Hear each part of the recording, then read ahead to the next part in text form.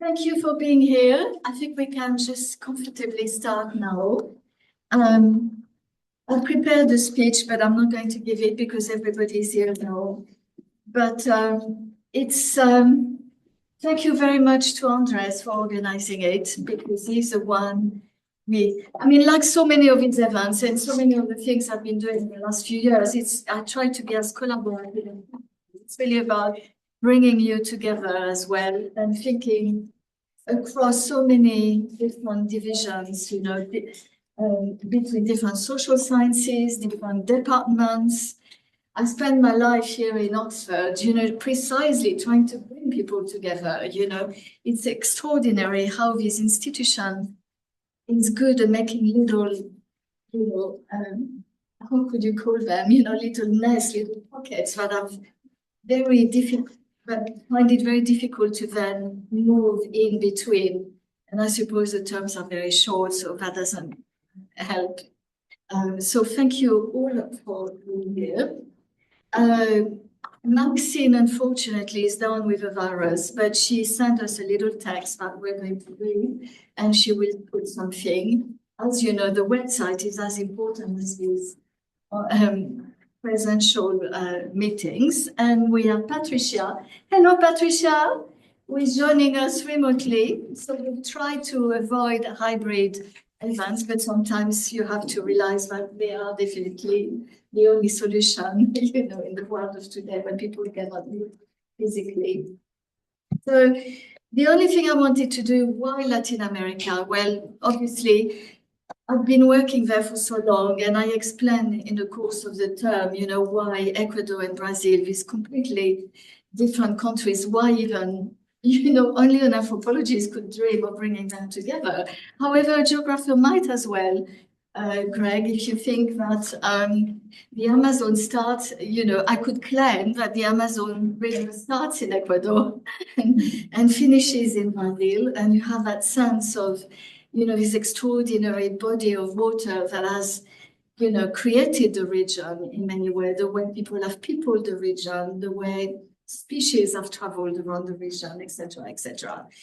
And why systemic crisis?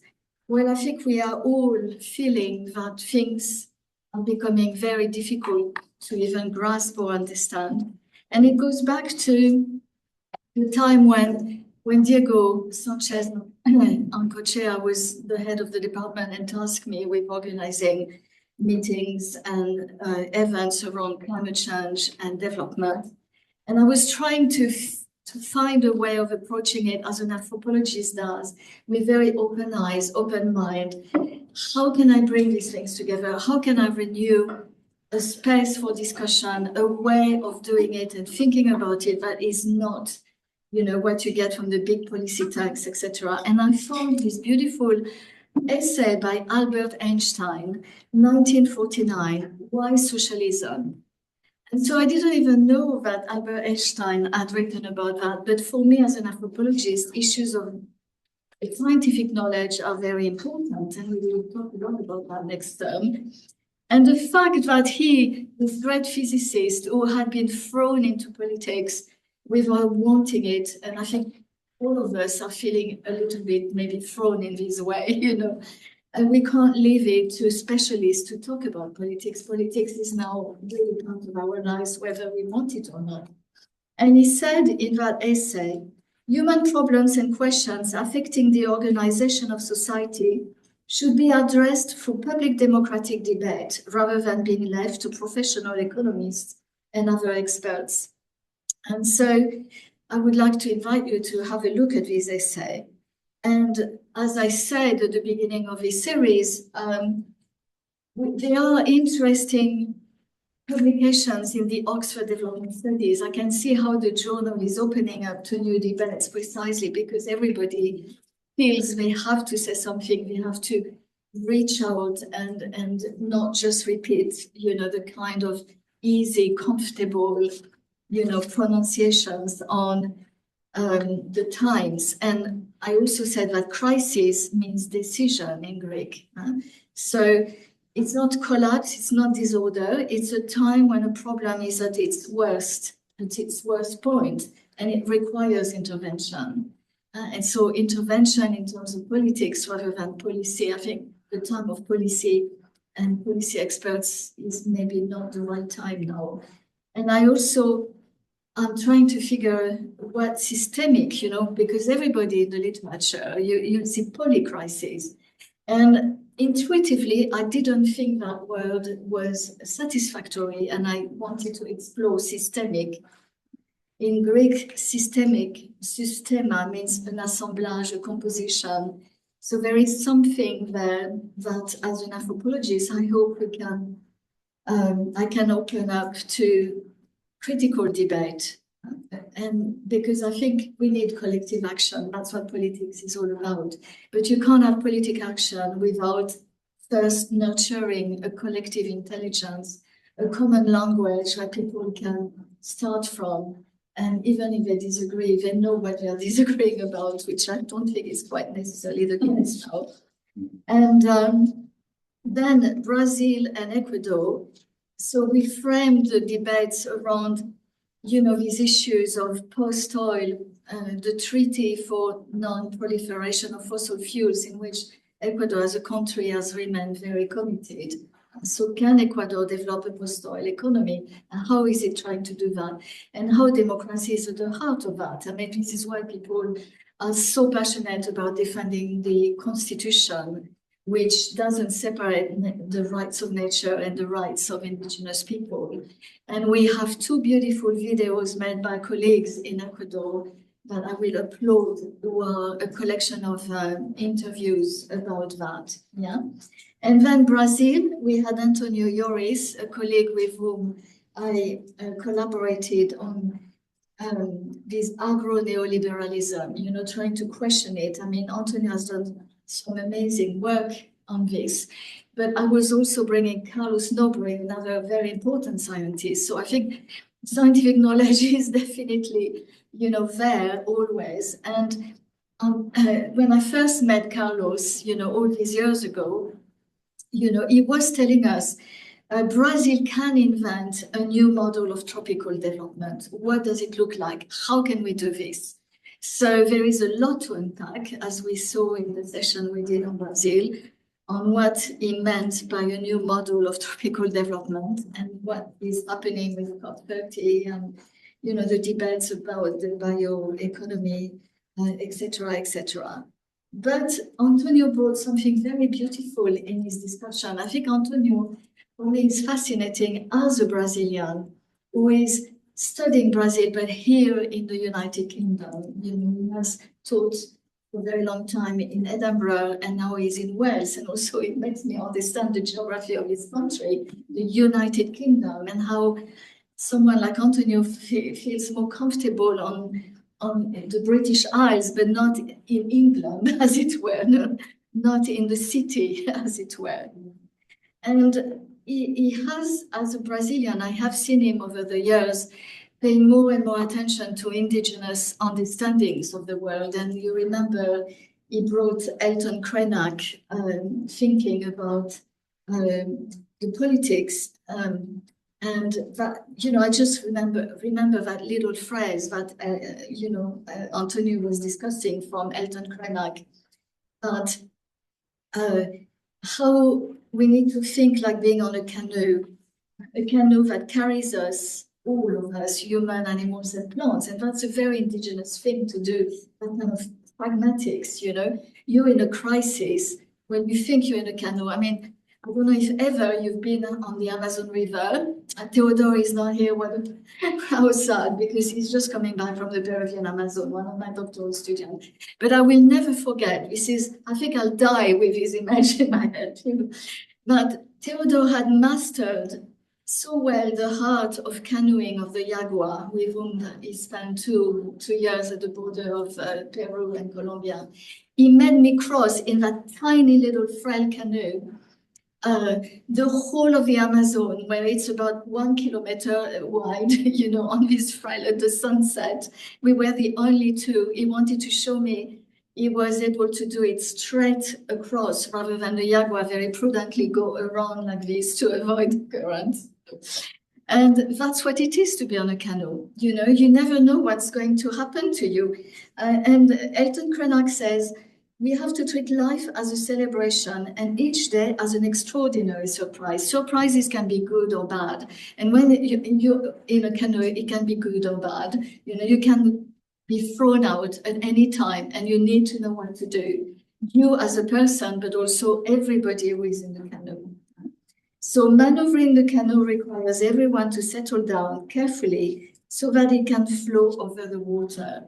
So it's not a great translation of the Brazilian Portuguese, but it gives you some sense of, I think, you know, how these indigenous pragmatics can flow into politics and why so many people in Brazil feel that that presence is something that helps them think more, you know, more rationally, not rationally, more lucidly about the political waters in which we are finding ourselves. And then we talked a lot about Roger Merino, another colleague who hopefully will be coming in Trinity term, who's just going to have a book out, and hopefully we can launch it, Governing the International Commons, where it's trying to come up with new political theories. You know, Eleanor Ostrom is not enough in the situation in which we are. Robin Eckersley and the green theory of the state is not enough. We need them, but we need to build on it and do something, you know, more appropriate for the dangerous waters in which we are finding ourselves. So that's basically the context in which we are organizing this debate, and we are very, very fortunate to have you. It's really a pleasure to have you here. I'm so happy. And Maxine is upset not to be able to be here, but post-COVID, we understand now, you know, these issues of being aging and not being able to confront the viruses or, you know, falling and you know, we are frail, you know, our bodies are frail and we need to work around this. So what Maxine did was to send us a little paragraph, which I'll read now, of what she wanted to discuss. You know, what was her contribution on this debate about Latin America and democracy. Latin America has a long history of women's political activism, evident in its wide range of social movements and women's rights campaigns. Significant advances in women's rights were gained in the favorable circumstances following the restoration of democracy in the last decades of the 20th century, with leftist governments in power, activism around international human rights frameworks, and importantly, a dynamic region-wide feminist movement. However, the last decade has been one of challenges rather than opportunities, of protests and defensive campaigns. Conservative churches and parties have been pushing back on women's reproductive rights and have waged campaigns against policies such as sex education in schools and what we call gender ideology. The successful defense of democratic gains has depended on several factors. For example, the nature of the judiciary, the strength and tactics of women's rights movements, and the type of government in power. Argentina's Javier Milei has moved to cut institutional support for women's rights, dismantling the gender ministry, cutting national gender violence programs and teenage pregnancy prevention initiatives, while seeking to influence appointment to the judiciary. In the standout cases of Mexico and Brazil, bills to reverse the right to access abortion were successfully opposed by women's rights movements. These were characterized by being broad-based and inclusive and able to work with allies in government and civil society to campaign effectively, though a tide of further bills is pending.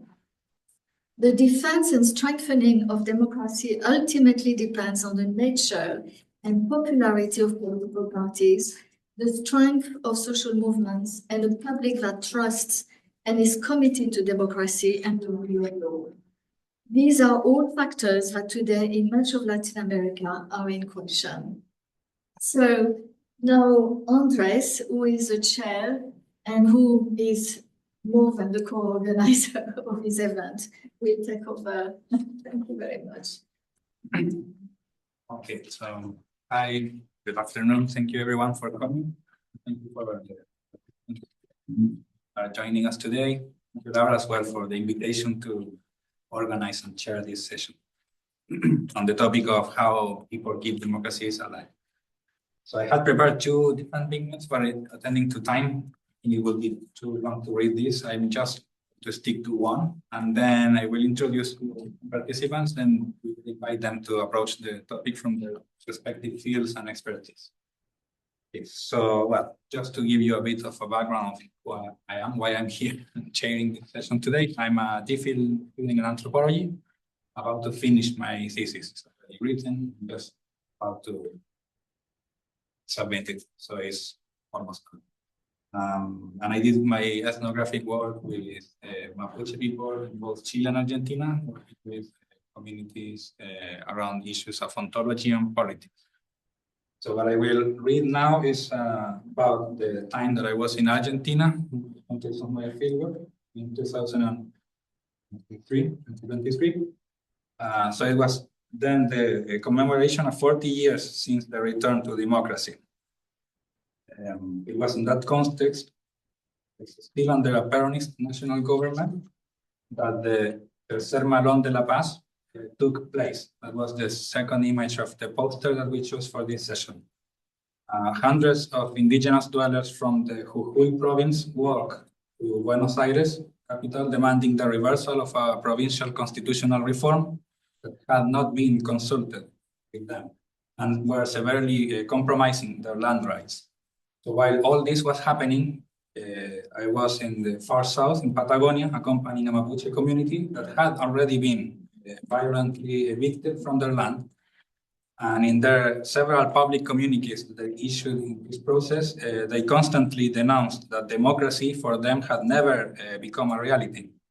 Instead, there were consistent barriers blocking the implementation of an emergent constellation of indigenous rights, including the incomplete enactment of the Territorial Emergence Law, which was designed to demarcate indigenous territories and to suspend numerous eviction processes throughout the country. So I was able to join a negotiation table between Mapuche representatives from the different provinces and the federal government of Argentina, as they were Ken, or a spokesperson for this evicted and heavily repressed community. From that privileged position that I wrote extensively in my dissertation, I will now trace some connections with the conceptual work developed by the participants in today's roundtable. For instance, the emergence of a significant women's movement in support of the community, as linking to Professor Maxine Molyneux' work.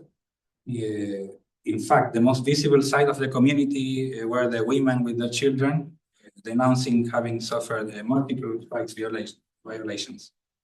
But also the attempt to methodologically grasp the face of this Argentine state at the time, echoing Dr. Gwen's Burnyeat analysis. Also, the largely regulatory and still redistributive nature of indigenous contention, to use Dr. Felipe Krause analytical categories. The realization that protecting only this particular plot of land were leaving the rest of the historical Mapuche territory vulnerable to extractive forces, a point that I will also connect to Dr. Gregory Thaler's book on conservation in the Amazon. And the growing, disputed embrace of a transnational indigenous rights framework and the youth dimension of the contemporary territorial restoration movement, to connect with Dr. Patricia Oliart's work. So in this negotiation, an agreement was reached, which was unprecedented and granting formal recognition for the figure of a Machi, or Mapuche spiritual and political guide, and her sacred and ceremonial space within the lands that were contested, as well as a number of reparatory measures. However, national elections were looming, and the outgoing authorities repeatedly delayed implementing this accord.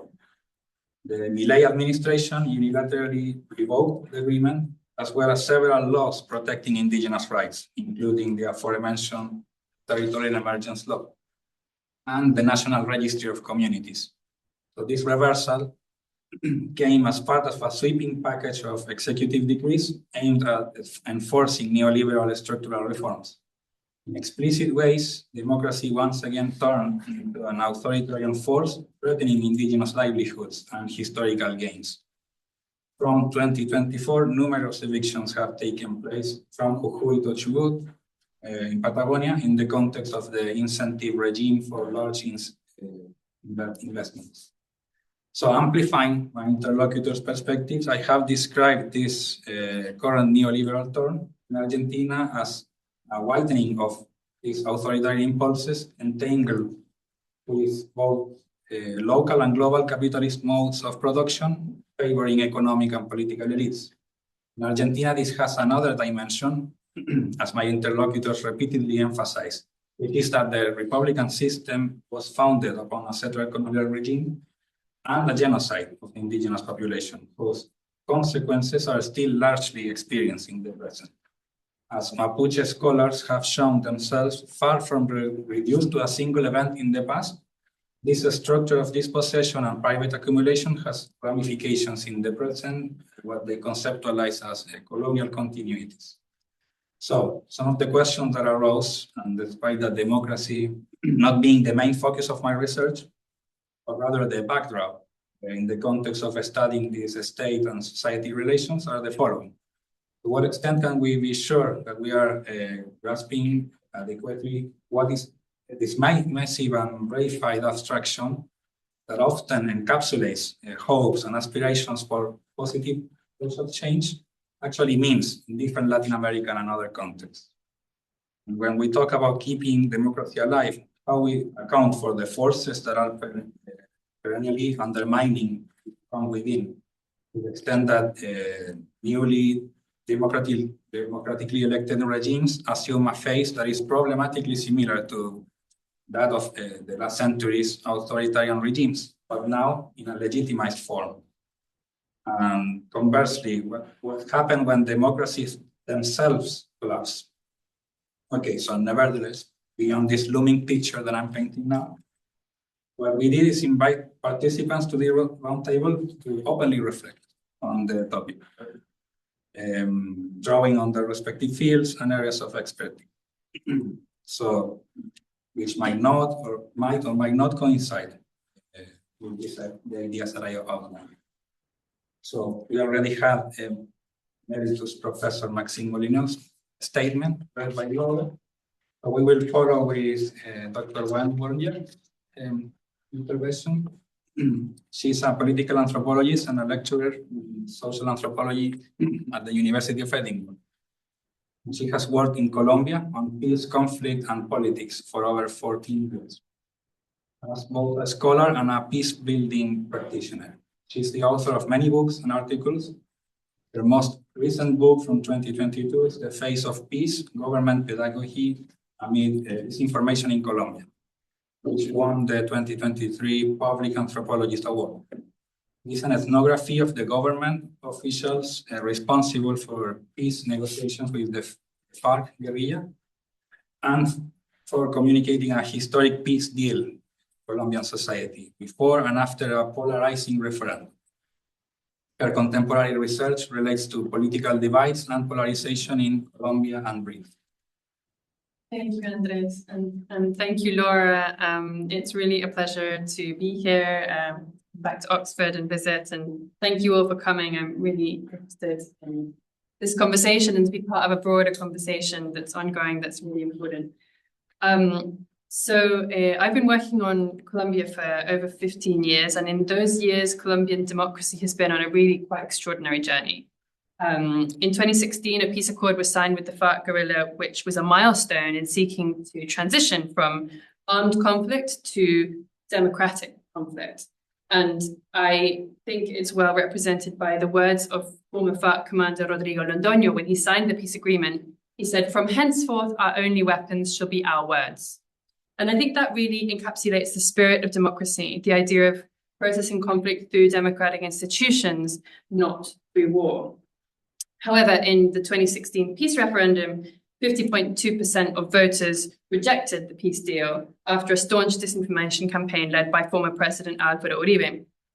This referendum created new identity divides between yes and no voters, which intersect with multiple other pre-existing divisions between left and right, urban and rural, rich and poor, between racial, generational, and regional and gender differences, and between different experiences and interpretations of the past of the armed conflict.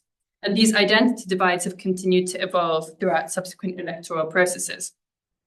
But one outcome of that peace agreement, as well as other factors, was the 2022 election of President Gustavo Petro, who was the country's first ever left-wing elected president. He was a former guerrilla fighter himself from the M19 guerrilla, which disbanded in 1991. So it's very symbolically important for democracy. And likewise, with him was elected the first ever Black female vice president, Francia Marquez.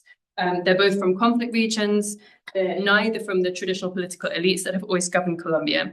And the same year, in 2022, a new wave of young progressive candidates were elected into Congress, many of whom were outside of the traditional political circles. Some of them were from social movements, etc. So, all of that sounds good. However, conflict has continued across the country and has seen some of the most dramatic humanitarian crises in recent years. This year, starting in February, there was a mass displacement of 60,000 people in the Catatumbo region, which is the most dramatic humanitarian situation the country's seen in many years, due to fighting in the region. Petro himself was elected on a promise to implement the 2016 peace accord signed with the FARC and negotiate with the remaining armed groups, which include guerrilla groups and paramilitary groups. And he called his policy total peace and opened several negotiation tables in parallel. But progress on all of them has been pretty patchy, and it's unclear, with elections looming next year, whether any of those will lead to a successful disarmament. This has all been compounded by the entrance of Donald Trump to the White House, the open hostility between him and Petro, and the cuts to USAID and the US Institute for Peace, which have reduced support, both top-down and bottom-up, to peace building in the country. Petro himself has proved a divisive figure. A recent study by Valientes Dialogar shows that Colombia is deeply divided over the figure of Petro and over the figure of former President Uribe. And added to that, the general decline of trust in politicians and institutions, which is not just in Colombia, but of course is a global trend. So that's the kind of big picture of Colombia. And I'm now going to share with you some thoughts drawing on two recent projects I've been working on. One focusing on polarization after the peace accord, and the other on processes of bridge building across political divisions. And I think these two emphases, polarization and bridge building, are important because one of the crises of democracy is the idea of the social contract. The social contract, in theory, provides the basis for democracy. It's an agreement among society about how to live with difference, and an agreement on forming a state and a set of rules to govern that difference. But it's a Eurocentric ideal informed by liberal fantasies about rational debate across an equal public sphere, which often sanitizes the very notion of conflict in politics, the idea that words can indeed be weapons, often very dangerous ones. So first, to polarization. The same study I mentioned by Valientes Dialogar finds that 84% of Colombians think the country is polarized, and 40% of Colombians think their own family is polarized. Surveys like this show that Colombians believe themselves to be polarized.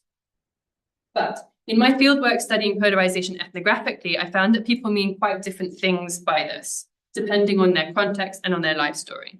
And the problem with the concept of polarization is it paints a simplistic picture of some objectively existing spectrum, left to right, yes to no. When people actually experience political difference in a more complex way, not just this or that, but entangled with their identities. So in my fieldwork, a lot of people wanted to talk about how polarization from the realm of electoral politics got into their everyday relationships, particularly close ties like family. And I have an article proposing the concept of intimate polarization to describe the political divisions felt or experienced within intimate everyday relationships. And in that article, I unpack a bit the notion of polarization from the perspective of anthropology, because scholars of polarization are often concerned with what they call affective polarization, which they use to describe the entrenching of difference into divisive identities, creating an us versus them mentality. And they see this in the literature as distinct from ideological polarization or polarization over specific policy issues. They see those two things as separate. But in my work studying intimate polarization, I found that national politics reverberate through complex life histories and intimate relationships, complicating this apparent dichotomy between affective and ideological polarization. And I'm going to give you a couple of examples.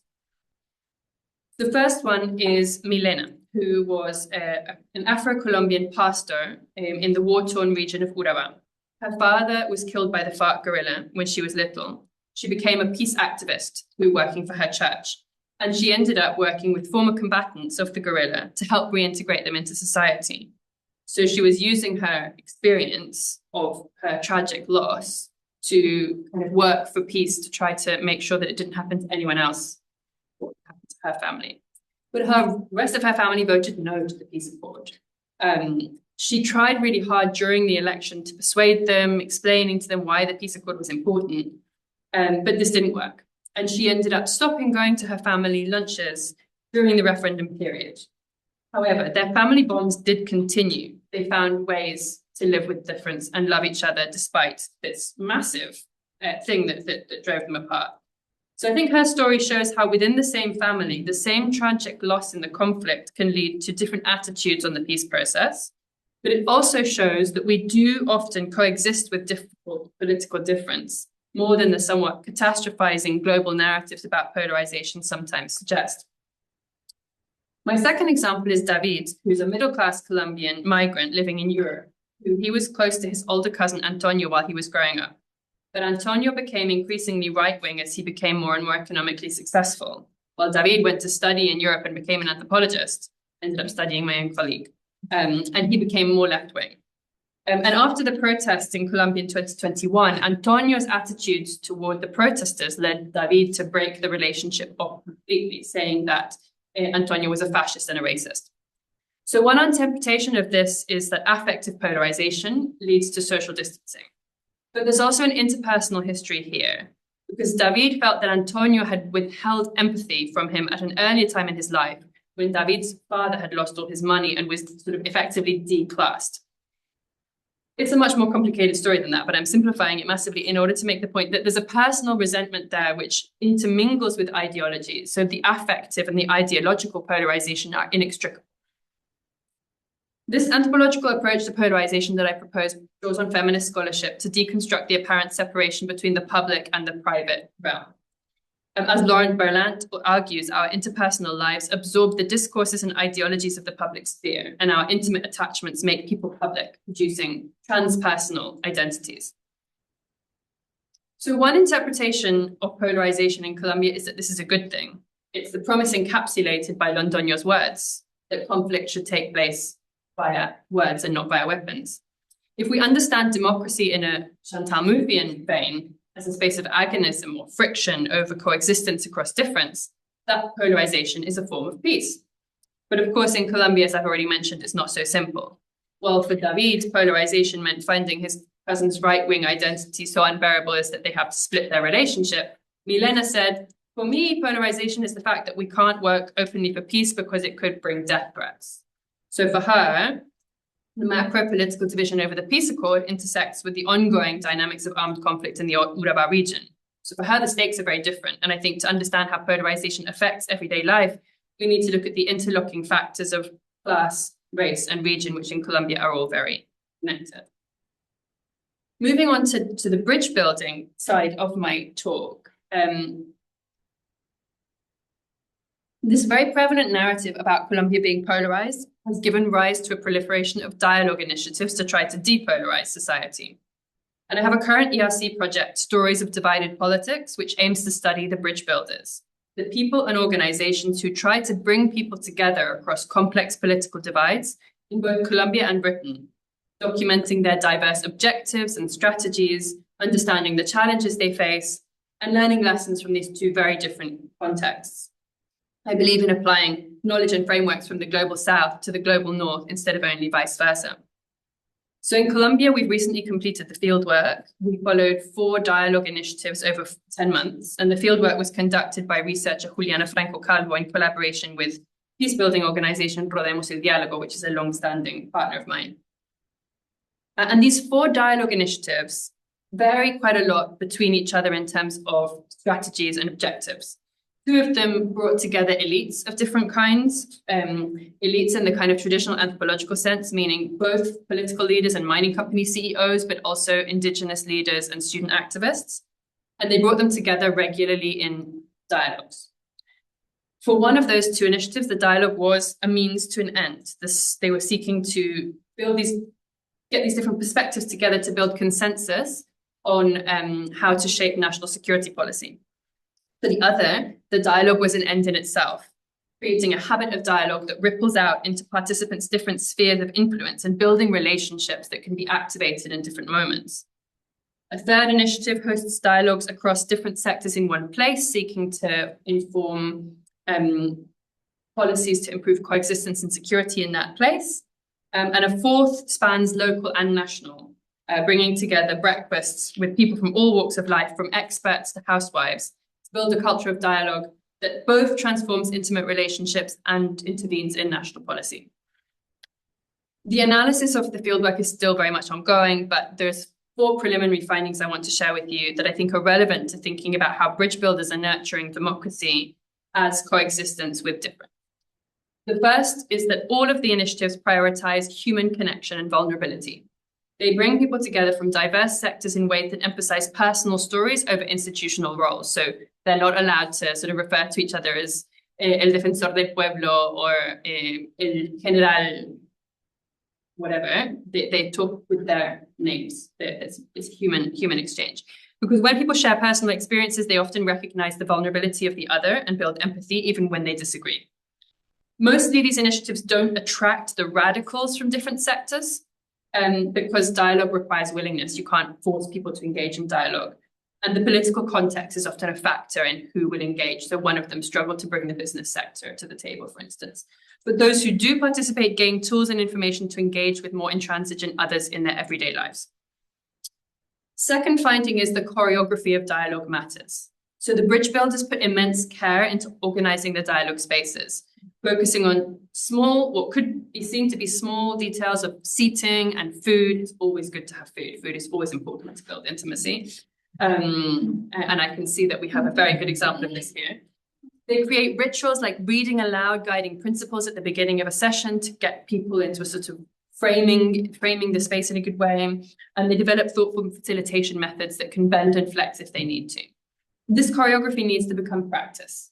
Bridge building is not one breakfast, one event. You can't change people. Occasionally you can, but mostly it's something that has to become practiced through repetition.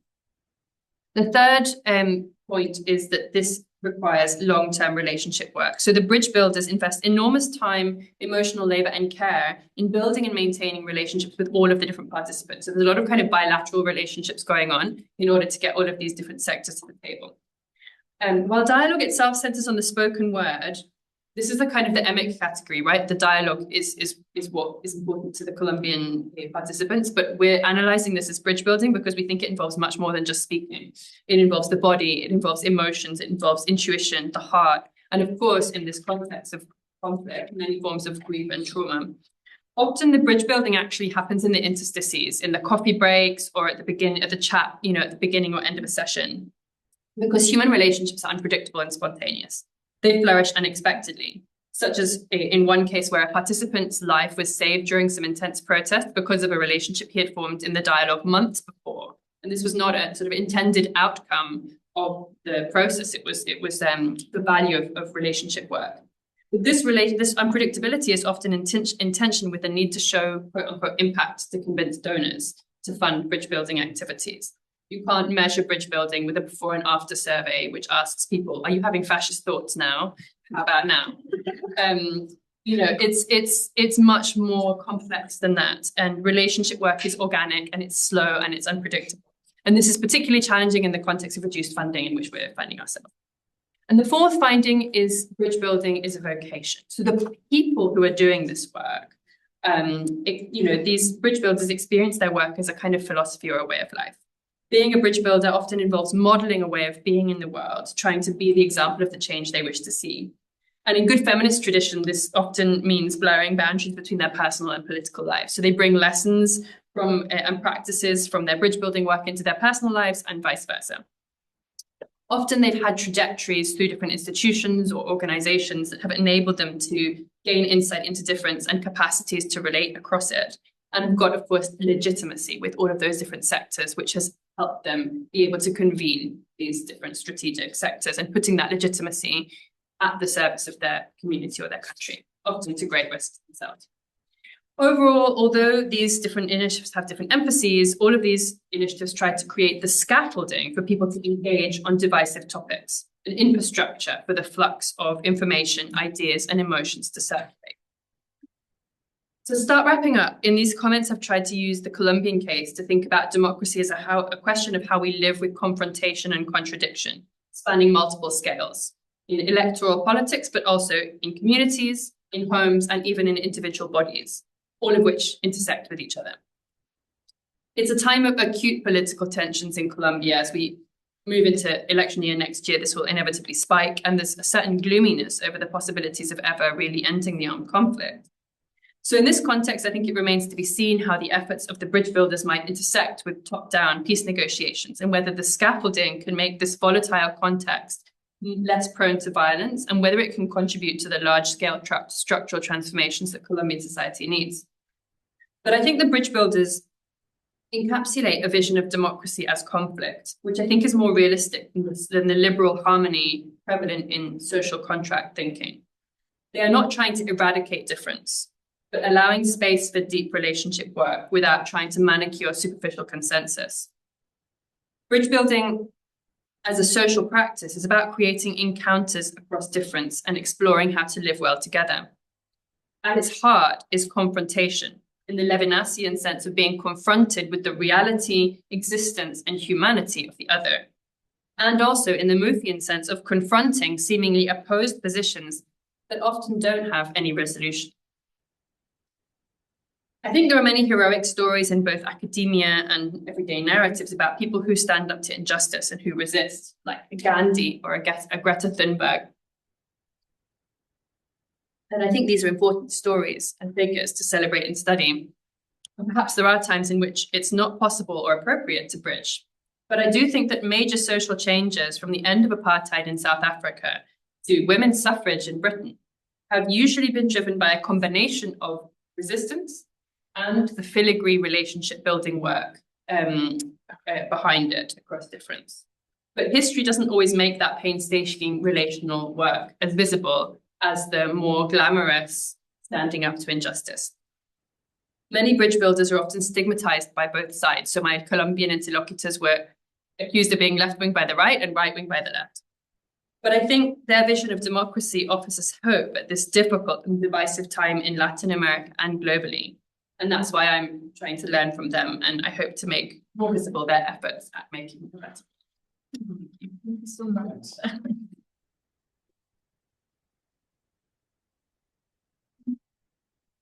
To move to the next presentation, I will ask Dr. Felipe.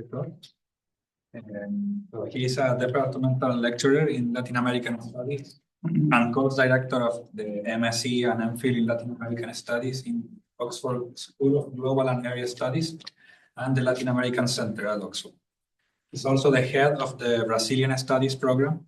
And his main research focuses on the intersection between drug policy, social movements, and political economy in Latin America. Dr. Krause has a background in political science, development studies, and international studies, as well as a trajectory as a former diplomat in the Brazilian Foreign Service. He has published several articles in academic journals and newspapers of global reach. Work speaks about challenges to prohibitionism in Brazil, emphasizing the destructive consequences of the war on drugs and the rules-based rather than redistributive claims defining contemporary social movement. Thank you very much, Andrès. And you actually didn't mention the most important point on my CV, which is that I'm a former MPhil student here in development studies. Can I just get a show of hands? How many of you are MPhil students in development studies? I graduated. Yeah, I was. In DPhil? Wonderful, wonderful. So I was an MPhil student here many, many years ago and supervised by Laura. I tried to be a DPhil, but it was a funding. Exactly.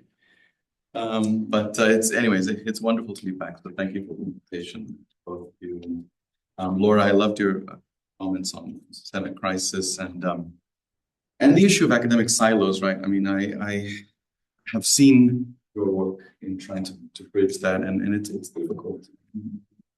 Greg and I definitely can do more, and that's such an important point to make. I also liked your comments on collective action. I think that's really kind of what I like to focus on, and when a lot of the things that you spoke about are also things that I found in my research and super interesting. But I'll be very brief because I'd like to leave time for a discussion with all of you, and I'll just offer some quick reflections from this kind of perspective that I have of working on social movements, mostly in Brazil, but also with an eye on the region more broadly. And I want to connect that to this bigger idea of how we keep democracy alive, especially in a moment. We're also talking about environmental crisis, the need to rethink development.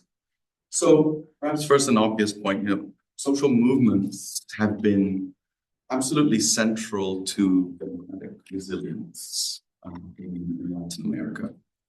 And a lot of the recent literature on social movements, especially in Latin America, really frames movements as a kind of a democratic firewall, if you will. I think there's a lot of truth to that. We've seen feminist groups, Maxine has mentioned this in her brief but very insightful remarks. Indigenous groups playing a central role, environmental campaigners, Greg knows a lot about this, and so many others in places like Brazil. These movements have pushed back when institutions were being dismantled. We're talking very recently. This is the 4 years of the Bolsonaro administration. We can go even back a little bit further into the Temer administration. Basically, civil society stepped in when the political class was stuck, or even complicit with the authoritarian project. And I think there's a real story there of civic energy preventing further erosion, and that's well documented and will continue to be documented as more, I think, research comes out in that very important area of social movement studies. But I think we're at the risk of saying controversial things. I think we may be reaching the limits of kind of politics of resistance. And in fact, I wrote this before about Gwen's work, but it's really a lot to do with what you're saying about the importance of building bridges. You can't sustain a democracy, certainly not long term, only by stopping things from getting worse.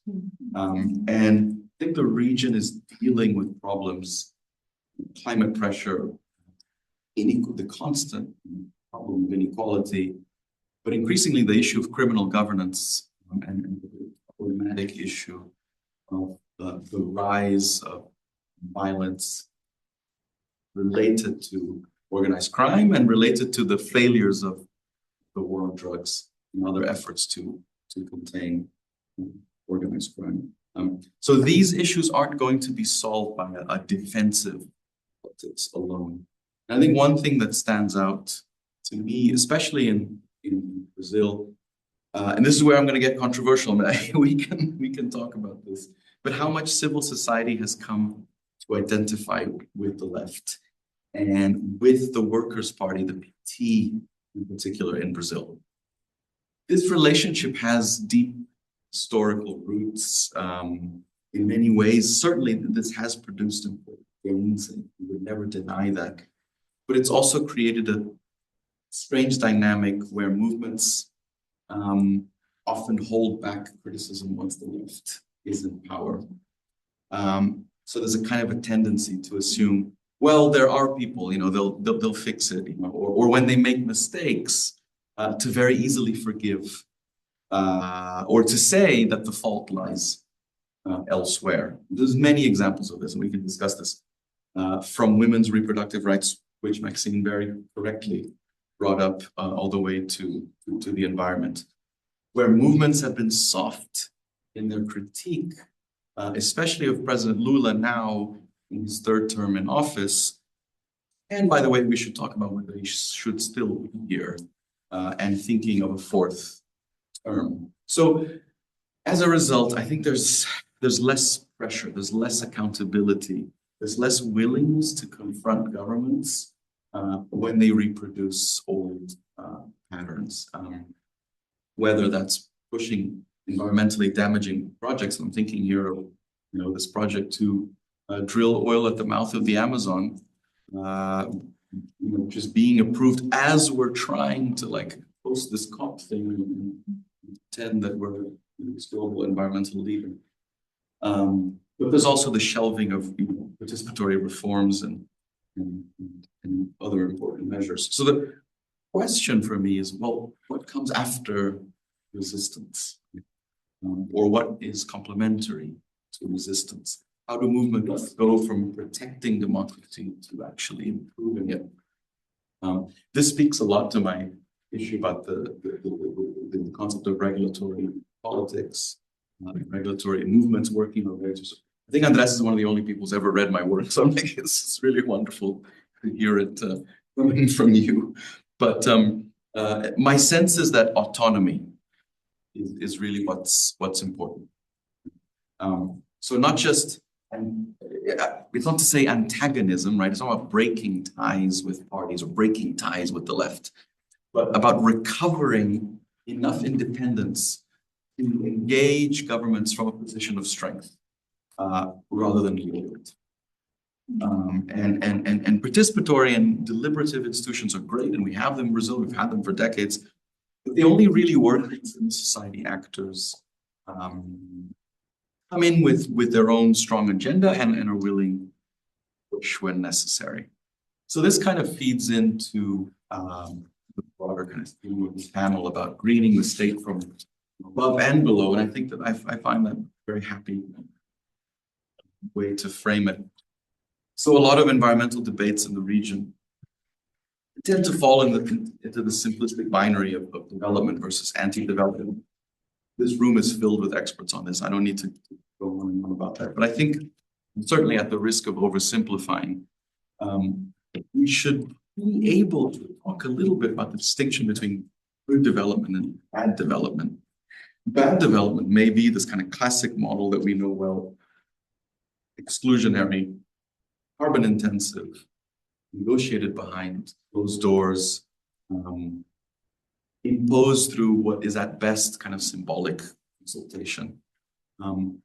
I don't claim to know exactly what good development is, but I suspect it might be something climate aligned, certainly more inclusively, but importantly, I think most of it, this is the point here, genuinely shaped by local and indigenous. The problem is that in this, I don't think there's gotten there yet in terms of having great mechanisms to make that distinction, right? So even in places like the Amazon, I mean, there are formal requirements for environmental and territorial consultations. These things exist, but these processes are too often diluted, treated as like a box-ticking exercise. And I think that that's where that from above and below kind of connection becomes very real. We need state institutions that take participation seriously. And then you need the civil society actors who are independent enough to push those institutions. So the way I'd frame it to conclude is movements have been essential in keeping that democratic minimum intact. And now the challenge is how to expand the democratic maximum, and how to shape what the state actually does, especially in this context of a transition. And that requires movements that can resist, but also that can propose. And I love the bridge building work that Gwen referred to. But movements that can work with governments, work with power, while also challenging them. Engaging in development debates without always simply only defaulting to resistance. There's a further role there in terms of regulatory politics, of building policy, even after successful reform. So if Latin America is going to navigate this period of systemic crisis, it needs a civil society that's both autonomous and embedded at the same time, close enough to influence the state, but independent enough to ask hard questions of its allies. And I think that that's the next phase of the debate. But yeah, happy to pick up on these in the discussion.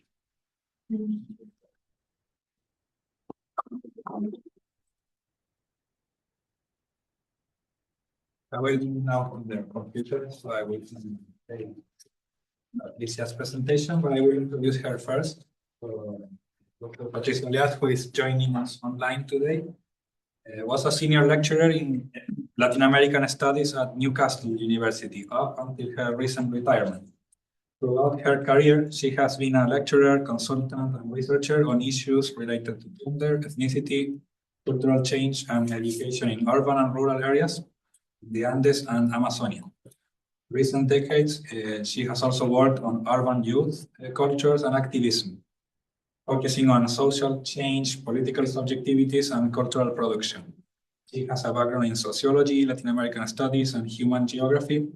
Is the author of several books, chapters, and journal articles. She has also supervised dozens of students, and in 2020, she was the recipient of the Distinguished Visiting Fellowship for the Advanced Research Collaborative at the City University of New York.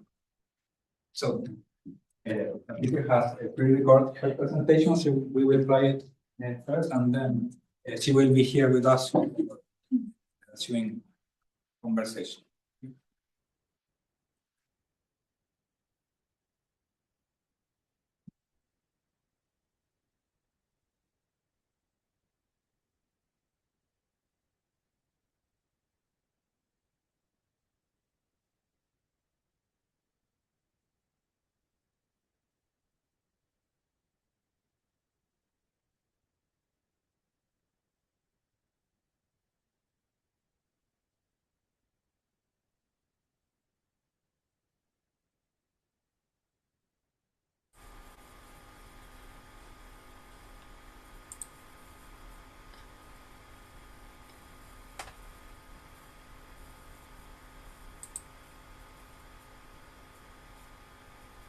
If there is a problem, can you hear it? I can't hear anything, but it.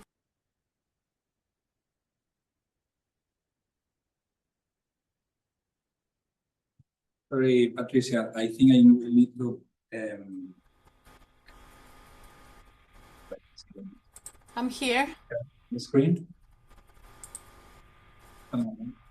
Yes, so would you like me to read the essay, or I can also share the presentation, whatever you decide? I think maybe, yeah, if you can share and read yourself, it would be better because we have very low volume and it cannot be changed from here. Okay. Is it there? Okay, sorry about that. I didn't want this to happen. Let's see. Okay.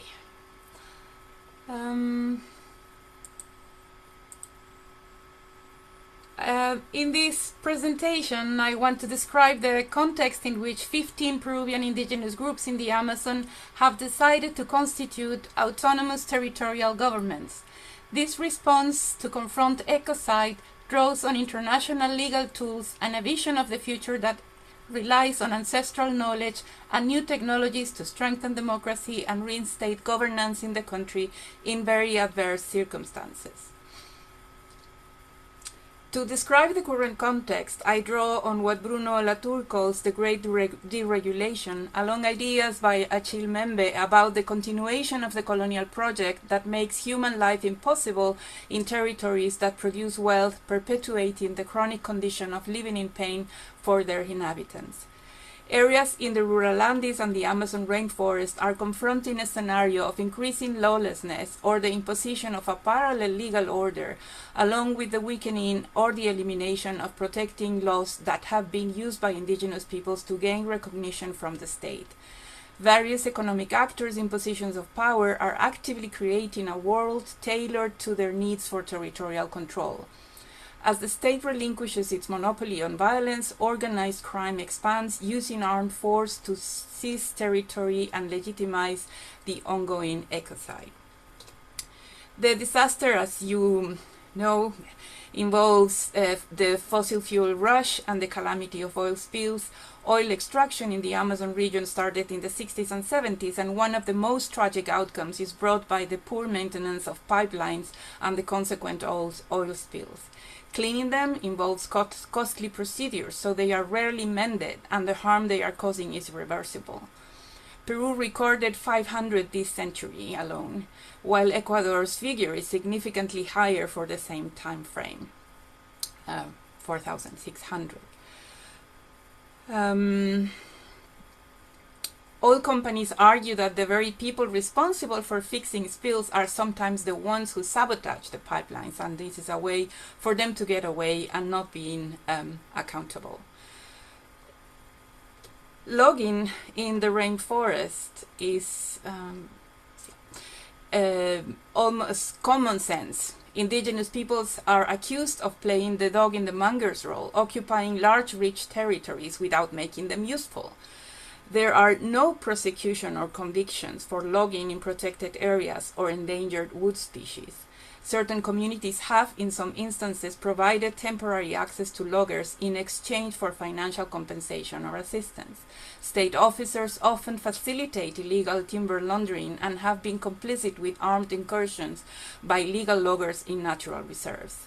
Recent laws by the current Congress have ruled the change of usage of forest land to allow agriculture. And the INRENA, the Institute for Natural Resources, that was part of the Ministry of the Environment, was first moved to the Ministry of Agriculture to be finally closed last year. Coca production and cocaine trafficking present a different scenario from the past decade. Brazilian and Colombian criminal groups have reshaped production and trafficking in the Amazon over the past decade. They expanded coca plantations into the Amazon lowlands by creating genetically modified leaves suited for hotter, more humid regions. Deforestation is expanding into new areas to accommodate the plantations, including areas well into Brazil. Production of cocaine also happens next to the plantations, which involves the draining of toxic residues into streams and rivers. High levels of corruption in the armed forces, the police, and the judiciary make all this possible, including the 67 illegal runways that everybody knows where they are. There have been also reports of the police renting both arms and ammunition to gang members for the execution of environmental leaders or activists, and also evidence of remarkably lenient prosecution and imprisonment times for drug dealers. Gold mining is the leading cause of Amazon deforestation and is often considered a profitable, low-risk illegal activity due to lack of prosecution. Record high gold prices have enabled illegal operations involving gangs from Brazil, Colombia, and Venezuela in the global gold market, where traceability remains insufficient. Despite indigenous communities' sophisticated monitoring efforts, the Andes Amazon program reported over 17,000 hectares of rainforest lost to illegal gold mining between July and September this year. These are some of the laws from the Peruvian Congress that have allowed for the exponential growth of the ecocide in the Amazon in the past 3 years. Assets identified as illicit cannot be confiscated until a formal judicial sentence has been issued. Different criminal activities cannot be prosecuted together, undermining efforts against organized crime. Illegal logging, drug trafficking, and gold mining, now often operated by the same groups and involving increasing numbers of people, cannot be legally connected. The police are being limited in their capacity to prosecute crime. Specialized teams have been dissolved. Phone interception has been limited to 4 months, impossible to conduct necessary work to identify networks and modus operandi. Shortened time frame allocated for investigation increases the likelihood that charges will expire before prosecution can occur. Limits to investigate unexplained wealth by public officials grant corruption. The response to the aggravating and unpunished occupation of the rainforest has been the creation of autonomous territorial governments backed by 15 indigenous peoples most affected by these activities. The Wampis, Awajún, Chapra, Chuar, Quichua, Candosi, Shawi, Cucama, Cucamilia, and Chihuilo are in the northern part of Peru, bordering from Ecuador, parts of Colombia. They have like 8 million hectares in total controlling their territories. The second territory where these autonomous governments have been established is where the Shipibo, Conibo, Chetebo, and Matse are, basically resisting intense growth of coca plantations and increasing violence and illegal logging that led to the establishment of additional autonomous governments and the establishment of an army. Several of the young indigenous leaders have been to the army, to the Peruvian army, and they are conforming an inter-ethnic army in this region because they have no protection from any other forces but their own. So they have created an army for themselves. And the lowest area in Madre de Dios is an area that has been affected by illegal gold mining for a long time, and these are very small groups. The confederation that is creating this is in the process. They have not yet constituted autonomous governments, but are in the process in close coordination with the other governments. They have also the Shipibo, Conibo, Chetebo, Matse are known for achieving higher levels of education. There are many professionals there, geographers and scientists and teachers, etc. And they have created a school for the autonomous governments, advising other groups in this effort. What is interesting is that when they have given press conferences, they always present these processes as the result of consultation with the elders through dreams, and also as a reconstruction of the former ways of occupying their territories. I view this indigenous movement as a democratic coalition where organizing is very challenging given the vast dimension of the territory, communication barriers among the diverse peoples, etc. So there is a long effort that has been built into the movement as it is now. It's about close to 60 years with the active participation of other agents who transform themselves in the process. Some orders and individuals in the Liberation Theology Catholic Church remain involved in these struggles. Anthropologists and scientists became a vehicle to translate indigenous cultures and their knowledge to the world, constantly changing and being challenged in the relations with indigenous peoples as they also changed. Environmentalists have incorporated indigenous perspective to build alliances, while donors and NGOs provide essential support. Additionally, solidarity movements and independent journalism help amplifying these causes. The trajectory of this coalition has not been straightforward or free of errors. creating legislation to protect indigenous rights seems a very clear-cut pathway, but it is not that straightforward because the theory and the understanding of indigenous cosmology and identities in this interaction has not been obvious from the start. For example, Peruvian anthropologists who were supportive of Amazonian indigenous peoples influenced the agrarian reform of the progressive military regime in 1968 to apply legislation for indigenous communities in the Andes in order to benefit communities in the Amazon by facilitating the recognition and titling of land after registering discrete communities. This approach split indigenous territories and divided communities defending their property, while unallocated areas were taken over by the state or colonizers for cattle, coca, and logging. The 15 indigenous peoples now claiming autonomy to govern their territories have acknowledged these as historical errors, have stopped pending titling demands, and have recovered the notion of self-determination for their territories recognized by the Declaration of Rights for Indigenous Peoples and the ILO Convention 169, following similar experiences well established in Ecuador and Colombia. I want to emphasize how indigenous peoples are effectively using new information technologies, having access to resources as professionals, government officials, and activists in their organizations. They also resort to non-indigenous solidarity and global media networks to establish the legality of their organizations and claims to make more evident the abuse involved in the lack of official recognition by the Peruvian government. They have carried the task forward anyway, creating their own statutes, self-defining their territories, organizing monitoring, and creating the conditions for their governance.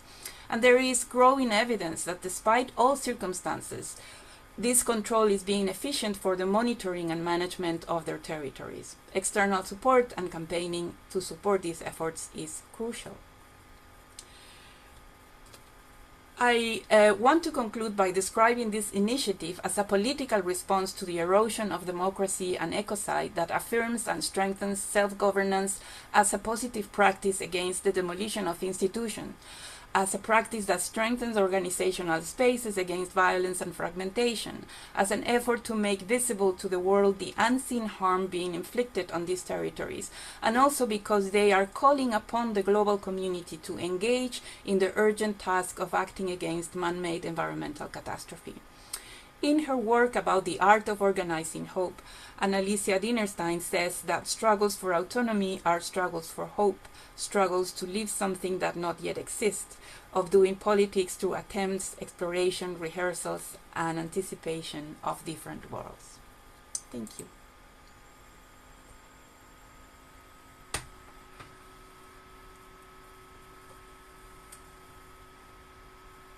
Thank you very much, Patricia. Apologies for the technical issues with the recording. We found a way in the end, so. We're very lucky that you are here with us today. So our final presenter is Dr. Gregory Thaler, who is an associate professor of environmental geography and Latin American studies at the Oxford School of Global and Area Studies and the School of Geography and Environment. He's also a fellow at St. Anthony's College. His research focuses on the political dimensions of social and ecological transformations. He's the author of the recently published book, Saving a Rainforest and Looting the World, Conservation and Displacement in the Global Tropics, which examines agricultural development and forest conservation across Brazil, Bolivia, and India. Well, yeah, thank you very much, Andrès and Laura, for creating the space for these conversations. Thank you all for being here. I'm happy to be following Patricia. I think a lot of what I'm hoping to say resonates with her presentation, and I'm excited to explore a bit more some of those connections. I'm a political ecologist. Much of my work is on tropical forest frontiers in Latin America, where I focus on the political economy of forest conservation and agricultural development. I've been working more recently on questions of climate change and small-scale agroforestry with communities in the lower Brazilian Amazon. And I'd like to begin by underlining first what I understand to be the premise of this series, as Laura kind of presented it to us at the beginning this afternoon. And this is a premise that I agree with. We are living in a moment of systemic crisis. And that crisis is ultimately an ecological crisis and an Earth system crisis. So, to adopt the framing of James O'Connor, there are two fundamental contradictions of the capitalist world system. First, there's the contradiction of labor, which leads to extreme inequality and social degradation. And second, there's the ecological contradiction, which leads to ecological degradation and collapse of the so-called conditions of production.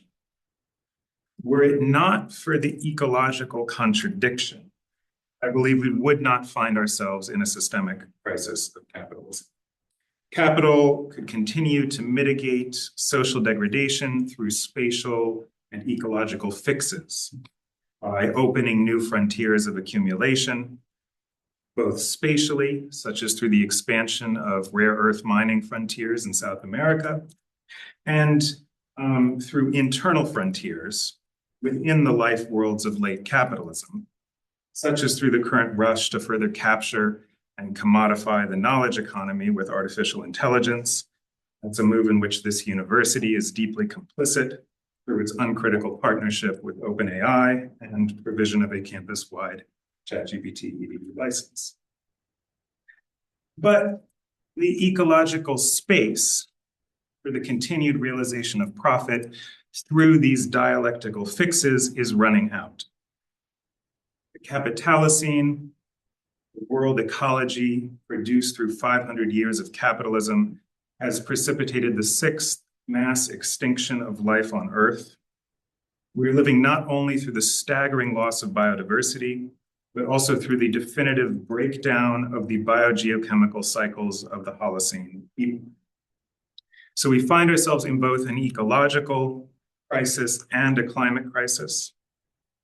The push to rescue the capitalist ecology and climate through massive deployment of renewable energy is immediately contradicted by the push to rescue capitalist growth and profit through mass deployment of AI technologies that rely on energy and water-intensive data centers.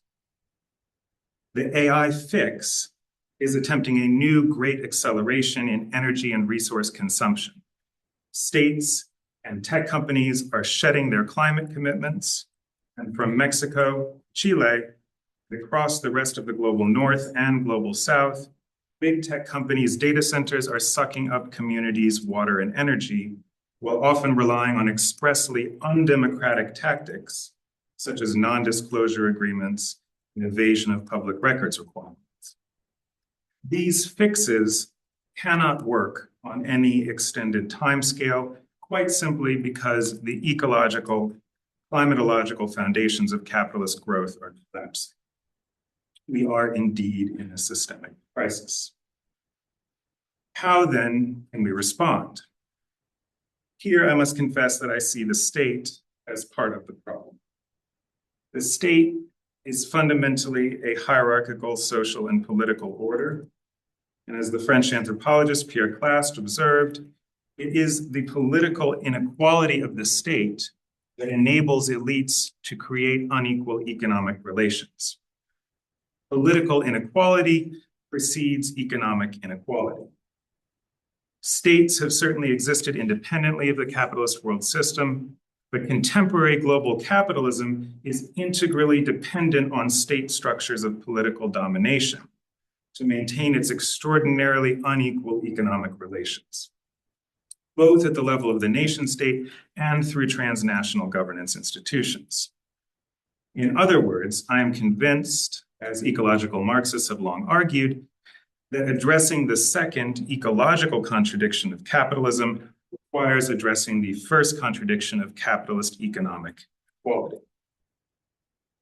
Moreover, we cannot meaningfully resolve economic inequality in a systemic way without addressing political inequality. The hierarchical power of state institutions is a precondition for contemporary economic and environmental injustices. Radical democracy, by which I mean the true exercise of collective self-rule by communities beyond the structures of state domination, is an absolutely essential principle for the construction of more livable, socially and environmentally just worlds beyond the systemic crisis. In Latin America, I see a diverse and inspiring range of practices through which people keep democracy alive and work to enact what I might characterize as green, communitarian, and capitalist futures. The first example is certainly the survival and resurgence of indigenous and traditional peoples across the region, who in many cases draw on non-capitalist values, life ways, and relationalities to realize indigenous or alternative futurities while resisting genocide and ecocide and building political power for collective self-determination and self-governance. And I think Patricia's cases in Peru are a fantastic, inspiring example of what I'm trying to talk about. The Zapatistas are also a famous example of the realization of postmodern indigenous social ecological alternatives grounded in practices of radical democracy through institutions of participatory community self-governance. But other examples also abound. I draw firsthand inspiration from Afro-descendant Quilombola women in the Amazonian estuary, in the community of Vila União, whom colleagues and I are collaborating with in a current project. And they've come together in a grassroots movement to build collective power through the valorization of their local knowledge, traditional practices for agroecological production. Another example, also from Brazil, of people practicing radical democracy to respond to social and environmental injustice is the Landless Workers Movement, or the MST. Over the course of its history, the MST as a movement has come to recognize that addressing the socioeconomic inequalities of land concentration and landlessness must be linked to addressing the ecological crisis of agro-industrial production. And so the MST has embraced principles of agroecology and food sovereignty.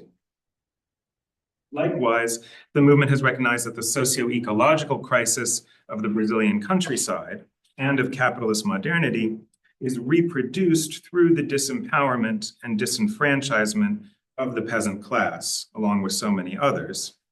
And the movement's horizontalist organization and education programs, among other features, situate the MST not just as a movement for socio-environmental justice, but also as an example of radical democratic praxis in pursuit of those goals.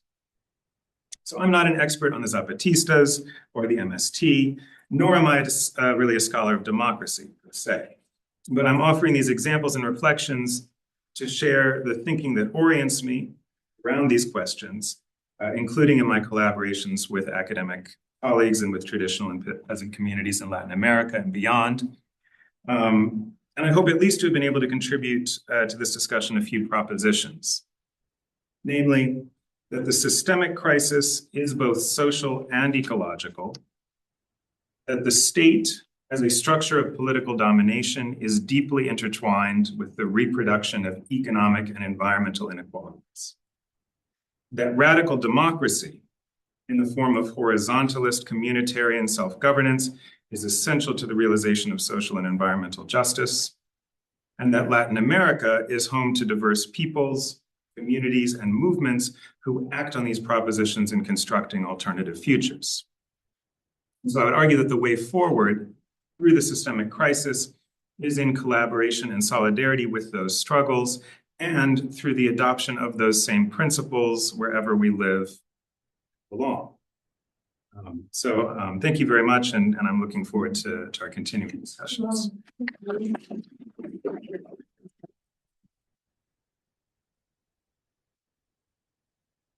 So we have some time now for questions from the audience and some ideas to sum up. Well, I would say that I agree with Gregory's propositions. Definitely run across the different contexts that we have been talking about.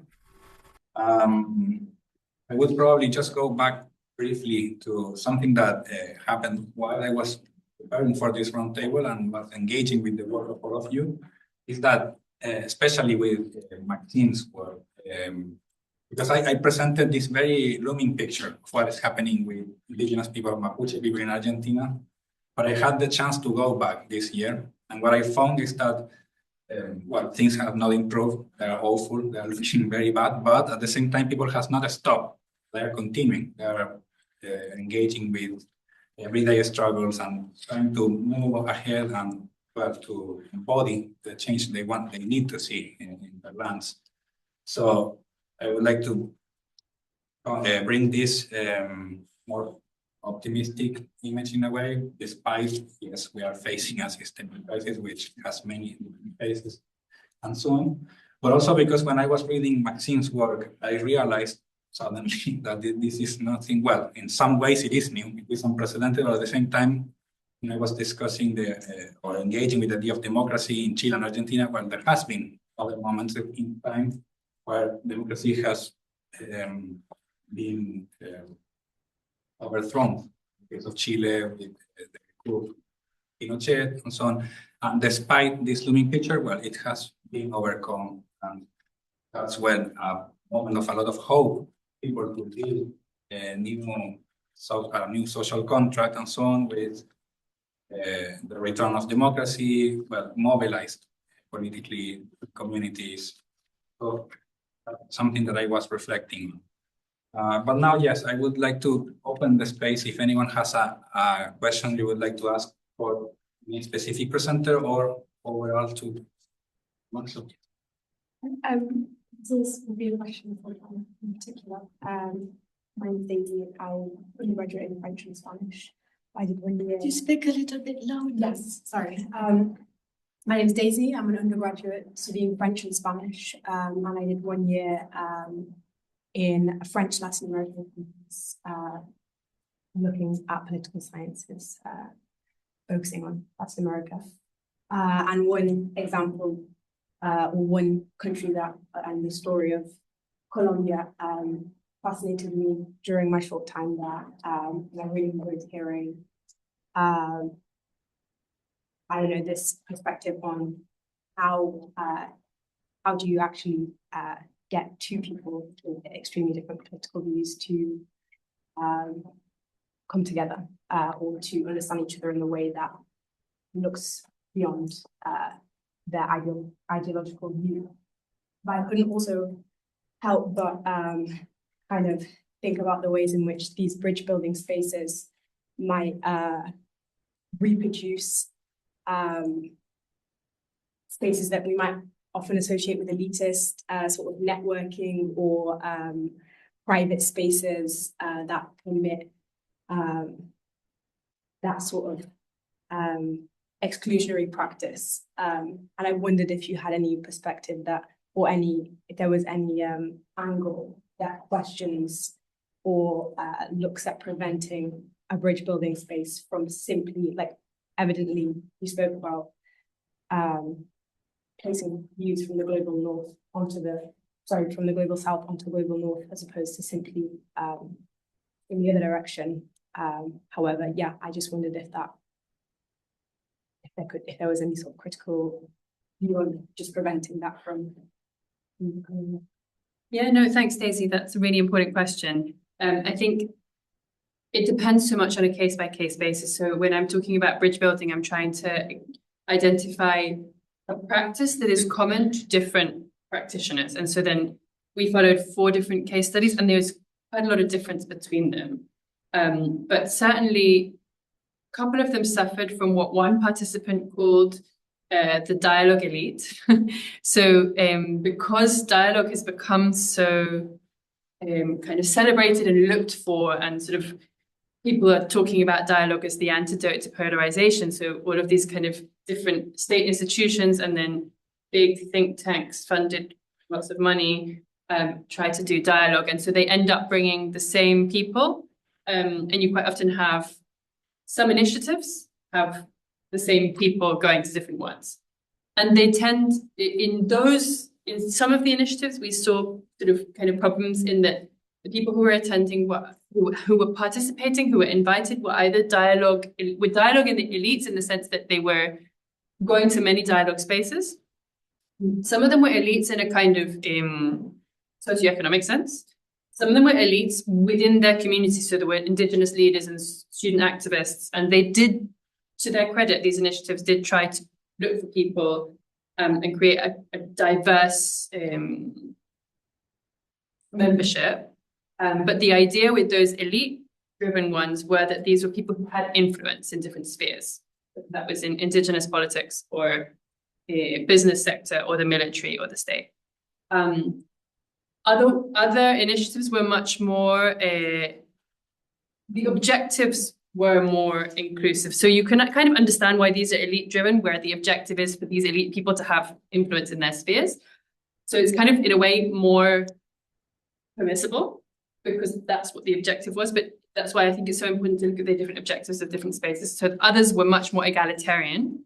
But nevertheless, there was a big reflection by a lot of the bridge builders that it was always a struggle to address the power differential within the group, regardless of whether that group was leaders or community, because you always have power differentials. And there was one space which was very good at convening people every 2 weeks. It was incredible the way that people kind of became committed to this, giving up their time to participate every 2 hours, once a week, every 2 weeks.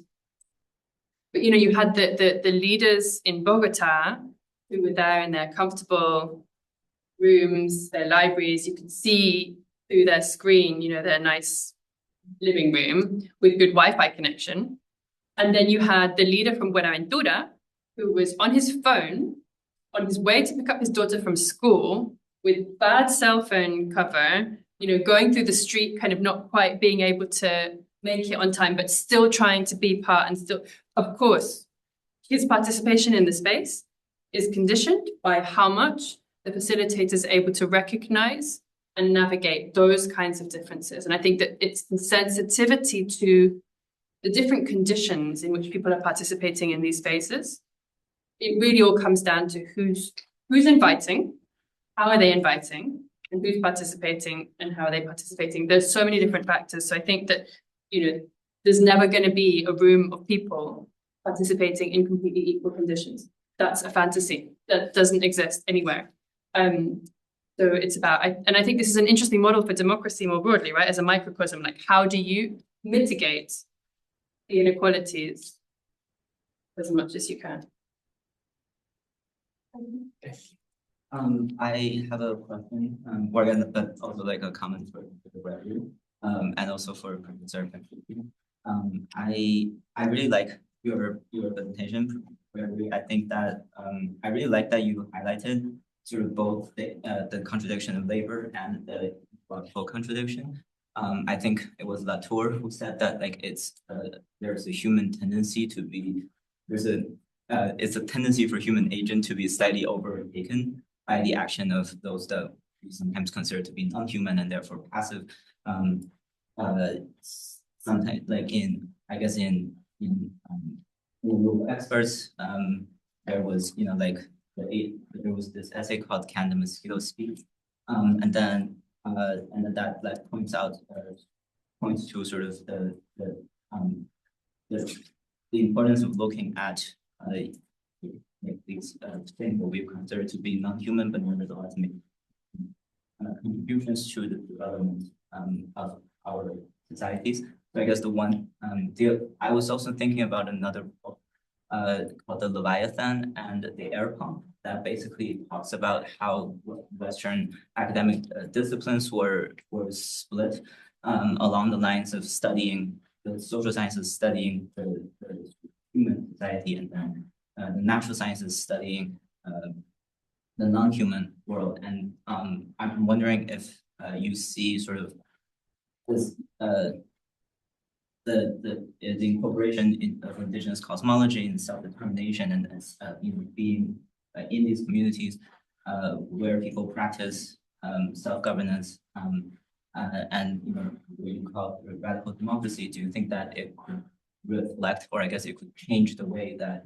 the academic discipline thinks about human versus non-human, subject versus object, nature versus science? So yeah. Wow. Yeah, that's a great set of questions, and I think it speaks also. I was struck by what the kind of reference Laura was sharing at the beginning from Einstein to the relationship between democracy and science, right? And one of the basic insights that I take anyway from the science and technology studies, right, is that science is also use knowledge as part of our it is at every point connected with the structures of power within which we live and organize society. So I think, yes, that there are, quite radical implications for how we produce and share and teach and accredit knowledge that also have to go along with the kind of construction of more radical forms of collective self-governance. So there are some it's a nice short essay by Levi Gaiman talking about Zapatista education systems. And again, I'm not an expert on the Zapatistas or how they do this, but it seems like that's one example of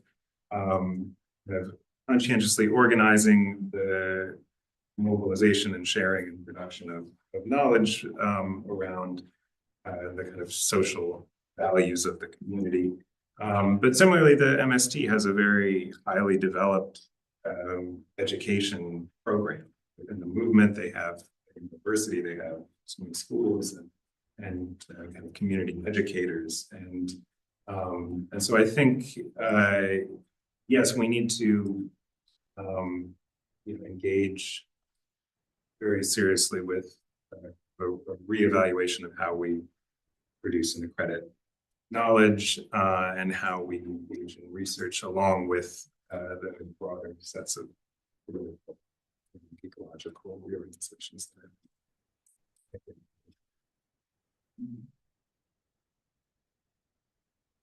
Yes. Hi, my name is Diego. I'm a former student here in development studies. This question is for Gregory and Mr. Krause. So, Felipe, sorry. Something that I was thinking while you were mentioning about the different ways in which we should start addressing democracy in Latin America, given the different crises that we are confronting right now. Do you think if any of your works or in anything you have worked on, have you engaged with human development? Because I think, for instance, in this specific context, Amartya Sen has given us a very detailed analytical lens through which we can assess, for instance, radical democracy, right? And how we can incorporate local voices into into the study of development, right? And how should we be reassessing democracy, right? By expanding the real freedoms of the people. So yes, have you engaged with human development, or how do you, or if you see human development, for instance, intersecting with these current issues that we are confronting right now in Latin America? I know that there is scholars that argue that it is not possible, for instance, to use the capability approach to study, to expand the real freedoms of indigenous peoples, like Roger Medina, for instance, or Crucial Watene. They argue that it's not possible, that the human development approach is too anthropocentric, and that it narrows the vision of development only through human lenses, right? I don't think that's quite correct, and I think Sen has responded to these criticisms in various writings, but yes, it was, yeah.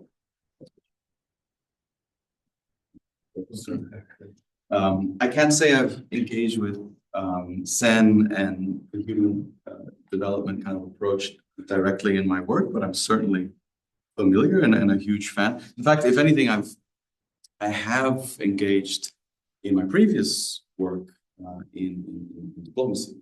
I worked a lot on potential development issues. So from that perspective, I can say that I find it extremely interesting what he does. I'm a big supporter. I'm more of a, if Greg is a revolutionary, I'm more of a reformist. And I'm a big supporter of the system that we have, the multilateral global system based on international institutions. Always we have to have a critical view of them. I'm particularly critical, for example, of narratives that overemphasize this kind of global north, global south distinction. I love the new work that's coming out in the history of international relations, and I highly recommend Tom Long, who's at Warwick University, who really rescues the history of Latin American contributions to international law and the construction of international institutions all the way back to the 19th century. I really resist this kind of narrative of like all of this stuff is imposed by the global north onto the global south, and this is completely imperial and colonial and problematic, and none of it can be applied in places like Brazil. Again, all of this requires a critical point of view. I'm not saying accept all of this absolutely. But Sen, I think, and the human development approach, I think, fits in very neatly within the kind of approach of having international institutions where governments come together, multilateral kind of forum with experts. There are power relations, there are imperfections, of course, but it's the best thing we have. I do believe, especially in this moment of crisis that the United Nations is going through, that we need to defend it, support it. And there's direct examples of implementation of Sen's work through the UNDP, through UNHCR, through a lot of the global development NGOs that are working. So again, not to take it uncritically, but I do think there's a lot of positive stuff coming in from the work. Okay, I saw there was a hand. So I have a question for Professor Gregory and Professor Patricia. I'm not sure if Professor Patricia can hear me. I can hear you, but if you speak a bit louder, I will hear you better. Right. So my question is that so I understand this seminar is mostly about the grassroots resistance of like indigenous group or like in Latin America in general. But I'm just thinking about like based on like the very limited knowledge that I know about the Amazonian indigenous resistance to this sort of exploitation, there's a certain level of distrust of the indigenous group towards the state. Also, given like the underrepresentation of indigenous group in the state or the underrepresentation of the diversity of indigenous group in the state, to me, there seems like a rupture between the indigenous resistance or the indigenous effort to this ecological equality and the state's effort to improve the ecological exploitation. So I just wonder in real life, what practice can we do, like can the state or the civil society do specifically to integrate better the indigenous cosmology or the indigenous knowledge into the policy making or the governance? That's really a great question that has behind a very important reflection on this relationship, and it could take a long time to really give you a satisfying answer. But I would like to go back to the example that I used today to bring in the reaction of these 15 out of 51 indigenous peoples recognized by the Peruvian state, how these 15 peoples are trying to bring the state to do their job by recognizing the presence of these indigenous peoples, making the state abide the ILO 169 convention that the Peruvian state signed. Therefore, it is committed to respect the right for self-determination. So what they are doing is something that they have always done, which is to push legislation that acknowledges their rights, because they see themselves as citizens of a country. Whereas one indigenous leader once I heard in Brazil saying, as a motto of the Brazilian indigenous movement, different rights for us, but no difference in our rights as other citizens, no? So the right to be considered and respected as different cultures with different ways of being in the world, but at the same time to be recognized as citizens with the right to live in the world that they were living before colonization, no? So these demands of originary civilizations who were colonized to be respected, if they had been able to preserve their cultures and who they are for this long, is because that's the way they want to be. So going back to your question, there is a very fine, refined skills of negotiating law and autonomy, no? And in this case, and what related also to other presentations we have today, the critical circumstance we are living and the limits of the earth to support the kind of life we have in it, have the best ally in the indigenous peoples fighting against all these predatory activities, no? So what is interesting is how, in spite of the limit situation in which they live in spite of racism and all this negation of who they are, they want to be law-abiding because that's the resource they have to force the state to protect them. No? So the movement, this coalition that I mentioned that I'm very interested in, I'm interested in coalitions at this very divisive moment.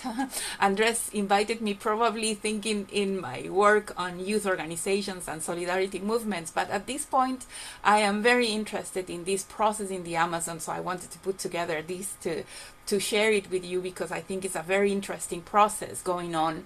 Not only because of what indigenous peoples are achieving, but because of the attention they are getting from different sectors in society who also want democracy back, who also want the rule of law as a minimum, as a bare minimum, which because the country is really threatened, it's like falling apart with all these laws undermining the protective role of the state.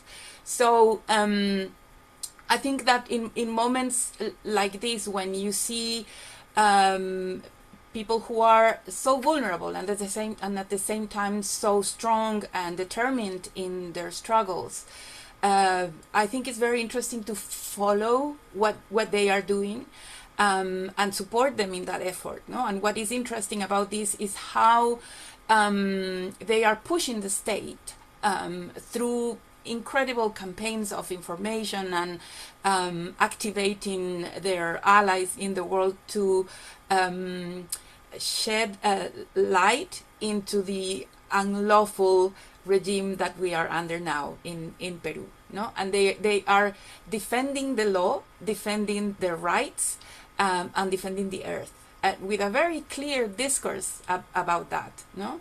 And interestingly, also by being self-critical of this moment in which they thought that they could be benefited by using ideas of land property to protect their territories, which went against their ways in which they occupy the territory as a large unit where they cooperate and share, and then by defending their interest in being there, they went through this path that in the end affected them negatively. No? So it is interesting how they are in this process bringing a historical reflection, their tradition of trying to have state legislation that protects them so that they have something to lean on, so that they are not completely abandoned and they can resort to the rule of law, but at the same time defending their autonomy. No? So how to support these circumstances? I think in this moment where we see all this mess and attack on rights and legality, where people in power are trying to make legal what is now illegal, defending those rights is very important overall. Defending the planet is important, and aligning ourselves with those who want to protect the earth, and look into political activities that, as Laura was saying first, in this example of how indigenous practicality can flow into politics. And I think that flow is quite interesting and enriching. No? I don't know if this answers your interest. Thank you for the question. And thank you very much. I mean, thank you so much for everything you've contributed. I find it's so exciting because I'm not a political anthropologist. I'm always looking at Gwen here. And Andrès is becoming also a political anthropologist. And you can see how very special, anthropology is always trying to put the holistic thing, everything relates to everything. However, you need to have that specialized understanding of a whole tradition of, thought, which is very specialized, such as political philosophy. And it's very, yes, you feel like you don't have the tools. And Patricia, I like her approach as well very much, because you are documenting these movements, you are documenting processes, and you try to understand them from their own perspective. And then you realize that it is your political culture often that, shapes the way you tend to analyze or you tend to generalize. And that's where, for me, to be in Oxford, that really long, that very long tradition of Oxfordian liberal thought, I was continuously, you don't have to say, it's not even possible to put in words. You realize there are centuries, literally centuries of, assumed knowledge about what is the political philosophy. And I come from another tradition, which is much more heterodox, much more messy anyway, because I traveled a lot when I was a kid. But I suppose people say, oh, you're a cultural Catholic. That's how they define me here in Oxford, But I'm listening to you, Greg, and, and I don't think that between Felipe and Greg, it's a revolutionary versus the reformist. I think we need to dig out some stuff there, because there is, to me, after all these years trying to understand what's going on in the Americas, I feel there is something American. And when I say American, it's really the North and the South and the center. There is something that has to do with Europe discovering, another that it did not expect. And this very complex, extraordinary other that the indigenous people call Abiyala, our lands, they have these conversations among themselves much more now that there are so many people who have gone to universities, who are trained, who are lawyers, are philosophers, and are starting to have conversations with each other. And they are, there are people who argue that pragmatics in North American politics is straightforward, a product of indigenous diplomacy, for example. You can find these books in the Rothermere Institute, in the library. So there is definitely something going on. And I would say that Craig has a way of approaching the state, which comes from maybe an implicit or explicit friction between is kind of anti-state, approach to life, and very, autonomy has got to come at the local level, yes. But to me, it's, what is a state? Obviously, there is a big, and Gwen will have a lot to say about that. She spent a lot of time trying to understand from an anthropological perspective, what is a state? And the state that Greg is really unhappy with, I would say, is a nation state. And I would say that the nation state never really made sense in the Americas. But after 45 years of me trying to understand that, it's very simplified what I say, and I don't have everything to back it up, but it's the idea that regions are important. I mean, in a country like Ecuador, I can see how there is a constant relational play between the region, and I think in Bolivia I've seen that as well, but Greg is a better specialist of that country than me. That's what makes sense to people.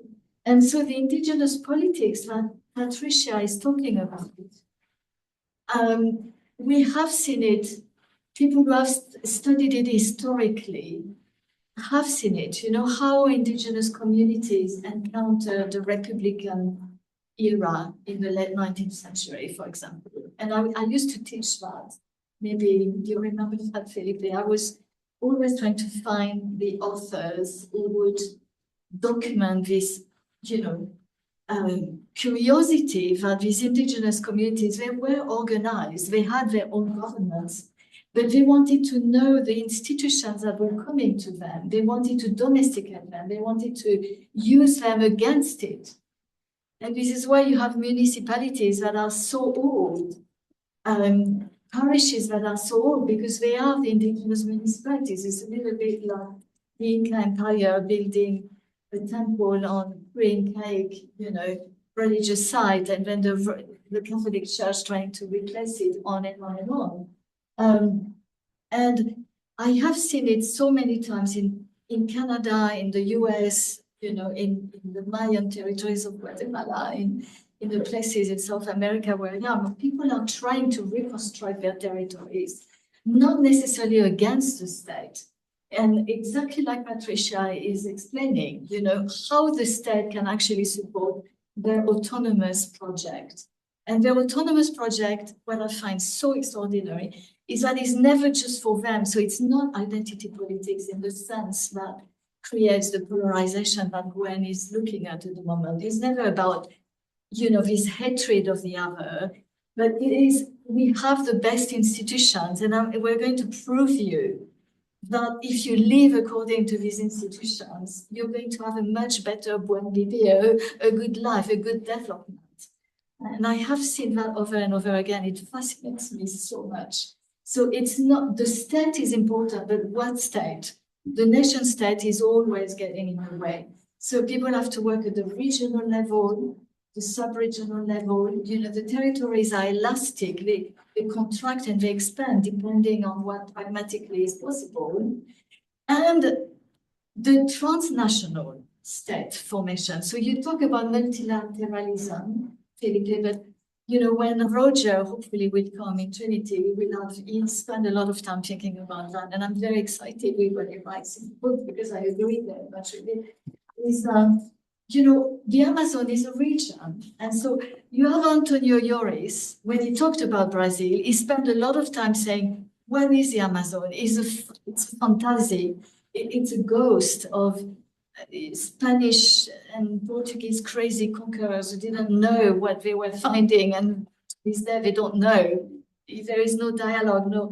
You see, so he's this Brazilian exiled in the UK, and he feels that, there is no Amazon in a way. It's an invention, of that fraught historical encounter between Europe and Latin America. While Roger Merino, who is a Peruvian, who has spent a lot of time with indigenous communities, possibly has got some indigenous ancestry himself. Anyway, a lot of Latin Americans at the moment are claiming their indigenous ancestry in the same way that North American might, or Canadian. It's so interesting as well to me. And he thinks that the bioregion, is an entity that makes sense. It makes sense for the ecological reasons that you say as a political ecologist, Greg, that the problem with the development of capitalism is that it creates waste all the time.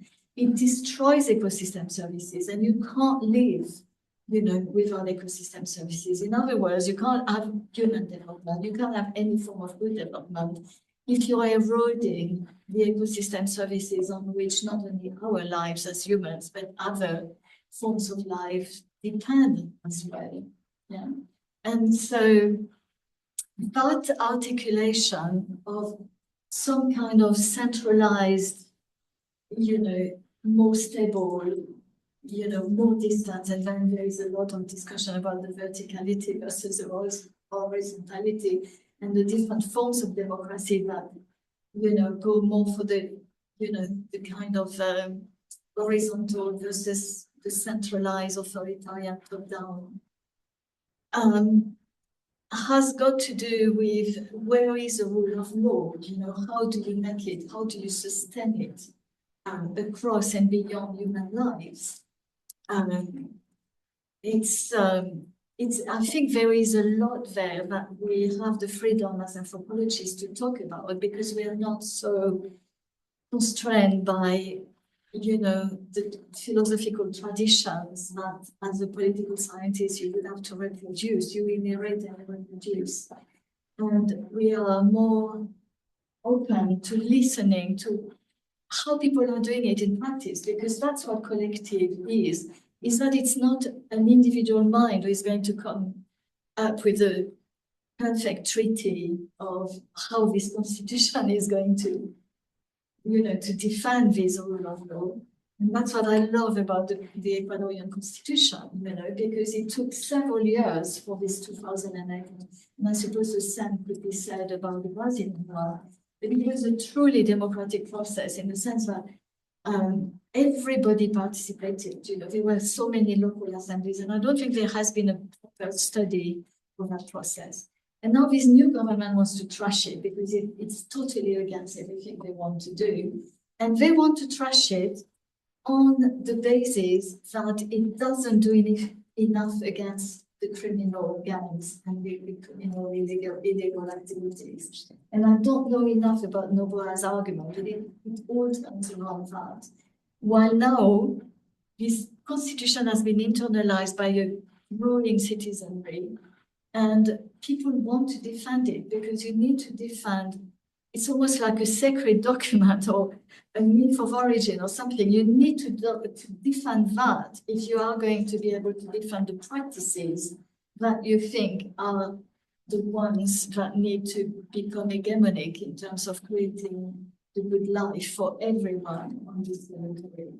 So I don't know how to theorize about that because I don't have the political philosophies, and I think Gwen is doing a very important job of knowing, the different political philosophy debates that exist in Europe, particularly in the United Kingdom, around what is democratic, what is a social contract, and see how what happens on the ground relates or doesn't relate, But there is a demise of the liberal thought, possibly. I think we are seeing the end of what we call the liberal ideals. I don't know why, I don't know how, because I never really knew what liberal meant, But I can see that, yeah. And there is a crisis of political representation because political parties are in crisis. In Europe, I feel it very strongly. But in Latin America, people don't care about political parties, or at least in the places where I've been. They don't have the same attachment. There is not that, it's not like in the UK, where people are Labour from generation on generation. They will never vote either than Labour. So you can see who I married. I married a Yorkshire guy. And so, in these communities, you can't even imagine not voting. But that cultural tradition is so deeply ingrained. And now people are very dismayed because Labour is not Labour anymore, and they just don't know. They are lost as to what it is, right? And I think for the Conservatives, the same in this country. In France, it would be something else. I mean, these parties have lost their ideology, they have lost their anchoring point. There are no political ideologies and there are no political parties. And the social movements, they are trying in here and in France, these are the two countries I know the best, but I'm sure it's true in other places.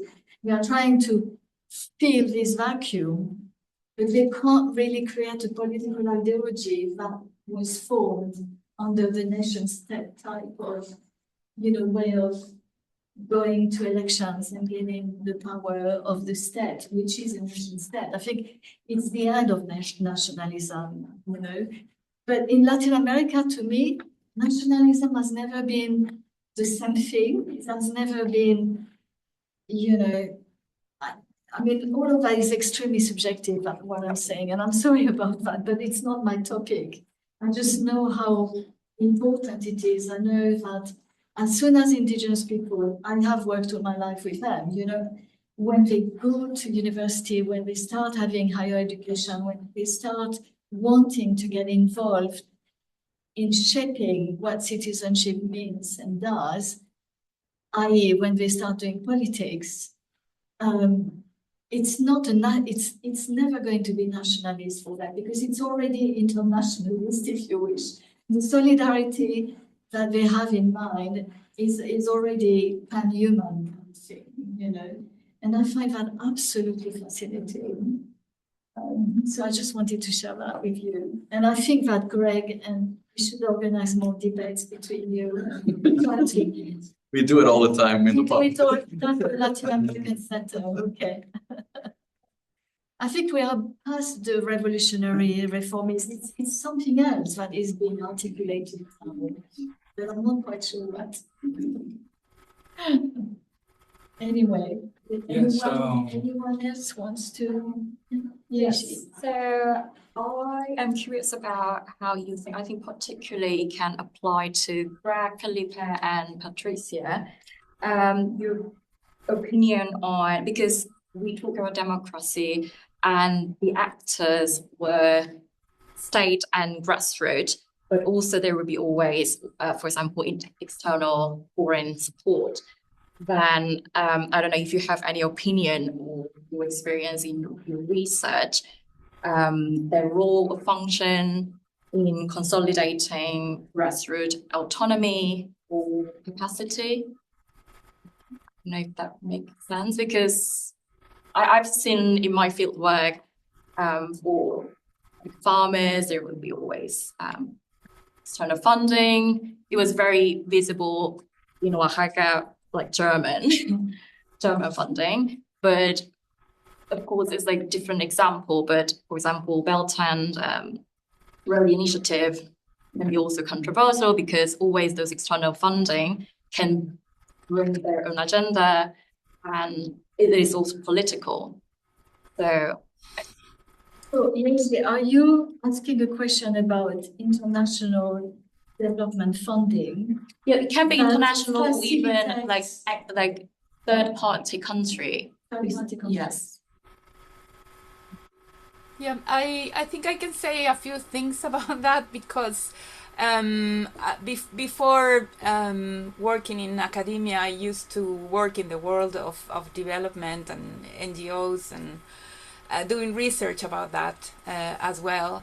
And of course, in all the development studies, you are going to find how controversial or difficult these issues might be, but they are also deeply political and quite important. So a lot of it really relies on the political ability of the grassroots leadership. And through the years, I think that people have learned to identify proper allies. In my research with youth organizations, for example, where autonomy is an important issue, they are very discerning about that, and they say if they have funding that agrees with what I think, then I go for it. If funding is going to condition my activity or my politics, I don't want it. No. And in the case of indigenous peoples, it has been a big problem in many places. Some people call it like a poison gift because funding creates division. So it is really a delicate issue, has a lot to do with the ethics of the funder and how careful they are about these issues, how careful and conscious they are about these issues, because there is a long history about the use of this funding and the corrosive effect it sometimes has had. So it's complicated. I don't think there is a straightforward answer, because there are always issues of power within the very organizations. Money can be a very corrosive presence. It all depends on how conscious and how experienced organizations are about handling this. And I think that the theorization among organizations about the role of money has grown enormously. These things are now discussed openly. And there is a history of this as well that goes back to the Cold War and how the European social democracy wanted to play a role outside of the Cold War divide to promote social organizations. So there was a lot of funding coming from social democratic parties to promote independent organizations in different parts of the world, and then development agencies. And so it is a very complicated, a whole area of studies about that, but it's also very, very political and very delicate, and it demands intense actors thinking and participation in this. It's not a straightforward issue. Well, thank you very much. I think it's... Oh, you wanted to say something. Sorry, I really wanted, I came in late, but Greg, I really liked how you defined the systemic crisis. I would probably add that it's like a crisis of indifference as well to the things that you spoke about. So, Oxford and OpenAI, or Felipe, we spoke about this with security and rights-based discourses. So, it might be crude. David Graeber, he wrote a book, Bullshit Jobs. And, these are the things that essentially hold up all of the processes you're talking about, just the majority of people kind of existing in this way where they're spending most of their lives doing something they don't even know what they're doing or care about. So I guess, how do you envision kind of bridging the gap or kind of making people more aware of this? Because there's like so much more to life than spending your time doing something relatively meaningless in an office that is kind of collectively contributing to the systemic crisis directly or indirectly. And do you think that academia has a role to play in kind of bridging this gap? That makes sense. I was going to say about academia today, that's part of the panel. Yes. But yeah, I mean, I think that's a great question. And I think that's in part where I would imagine democracy, the kind of ideal responds to some of those problems you're talking about, or as an actual kind of participatory collective project. Democracy helps to uncover those power relations that are being made invisible, right? And offers then the opportunities for people to collectively dream, produce, map, pathways to better futures, better lives, right? And so that's one thing that sticks in my mind is from the Occupy movement, when people were just gathering together in public spaces and having conversations with people they wouldn't meet in their day-to-day life. And this is particularly powerful in cities, large cities where people say, we live in the city with millions of people, but we don't know any of these people, right? And so just meeting in the public, and this is not to reproduce an idea of kind of the ideal public square, but people, sitting down and talking to other people and finding these connections across their experiences, across the bullshit, across whatever, was powerful for many people. It's also powerfully threatening, right, to the so-called forces of order that rely on people not developing those collective consciousnesses and collective power. So I think that's where, yes, I see the practice of democracy as being a powerful way to hopefully start to cut through some of the difference or the production of ignorance, right? The visibilization of one. Because there was a wonderful question here. I really want to validate how important your insight is. And I want to give 3 examples of what you're describing. And first of all, to say that this is very much understudied in literature on civil society and social movements, right? We do understand how social movements work transnationally, and there's very good work on that. But the specific funding side and the sources of funding and the influence and the politics of that funding is very much understudied. And Patricia really, outlined very well how this is complicated, and there's a lot of ambivalence amongst the movements. Absolutely. But I want to give 3 examples of how crucial these things can be. First off, we I'm sure have here at ODID talked extensively about things like the World Social Forum, which began in Porto Alegre in Brazil. It's very much this idea of a bottom-up movement of people and getting together globally. The World Social Forum was essentially a Ford Foundation project. And you can look into the history of this. Now, I'm just stating the facts without any judgment. You can look into how this, and it's connected to what you mentioned about the Cold War politics, but it's also connected to capitalism and how was that money raised in the first place, and why is the Ford Foundation spending it this way, right? That's one example. Second example, my entire PhD project about social movements working on drug policy reform. I mapped out these movements, these NGOs, at least 35 to 40, very good ones, some small, some larger, working on drug policy reform.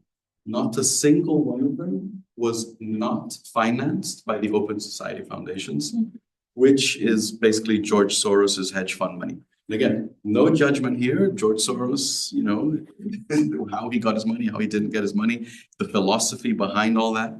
But no one else wanted to touch drug policy reform in Brazil, at least not financially. And it was his foundation who supported that. And the final thing, just to do a little plug. So I'm on the board of a little NGO that I started in Brazil. It's called Block OA. You can look it up, blockoa.org. We work on expanding access to legal abortion services in Brazil. So abortion services do exist. It's legal. But it's extremely difficult to actually get one because of regulatory politics, which essentially creates a bunch of moral, political, and regulatory barriers to access.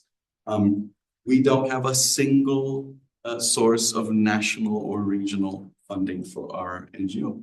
The money comes from the International Planned Parenthood Federation, which is headquartered here in London, and from the Open Society Foundations as well. And now, what's the politics behind it? Extremely complicated. What does that mean in terms of outcomes, etc.?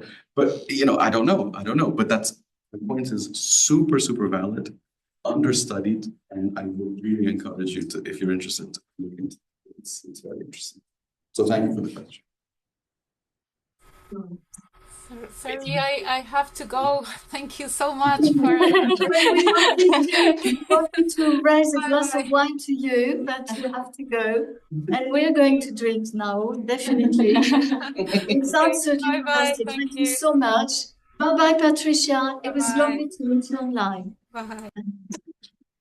And a round of applause for everyone.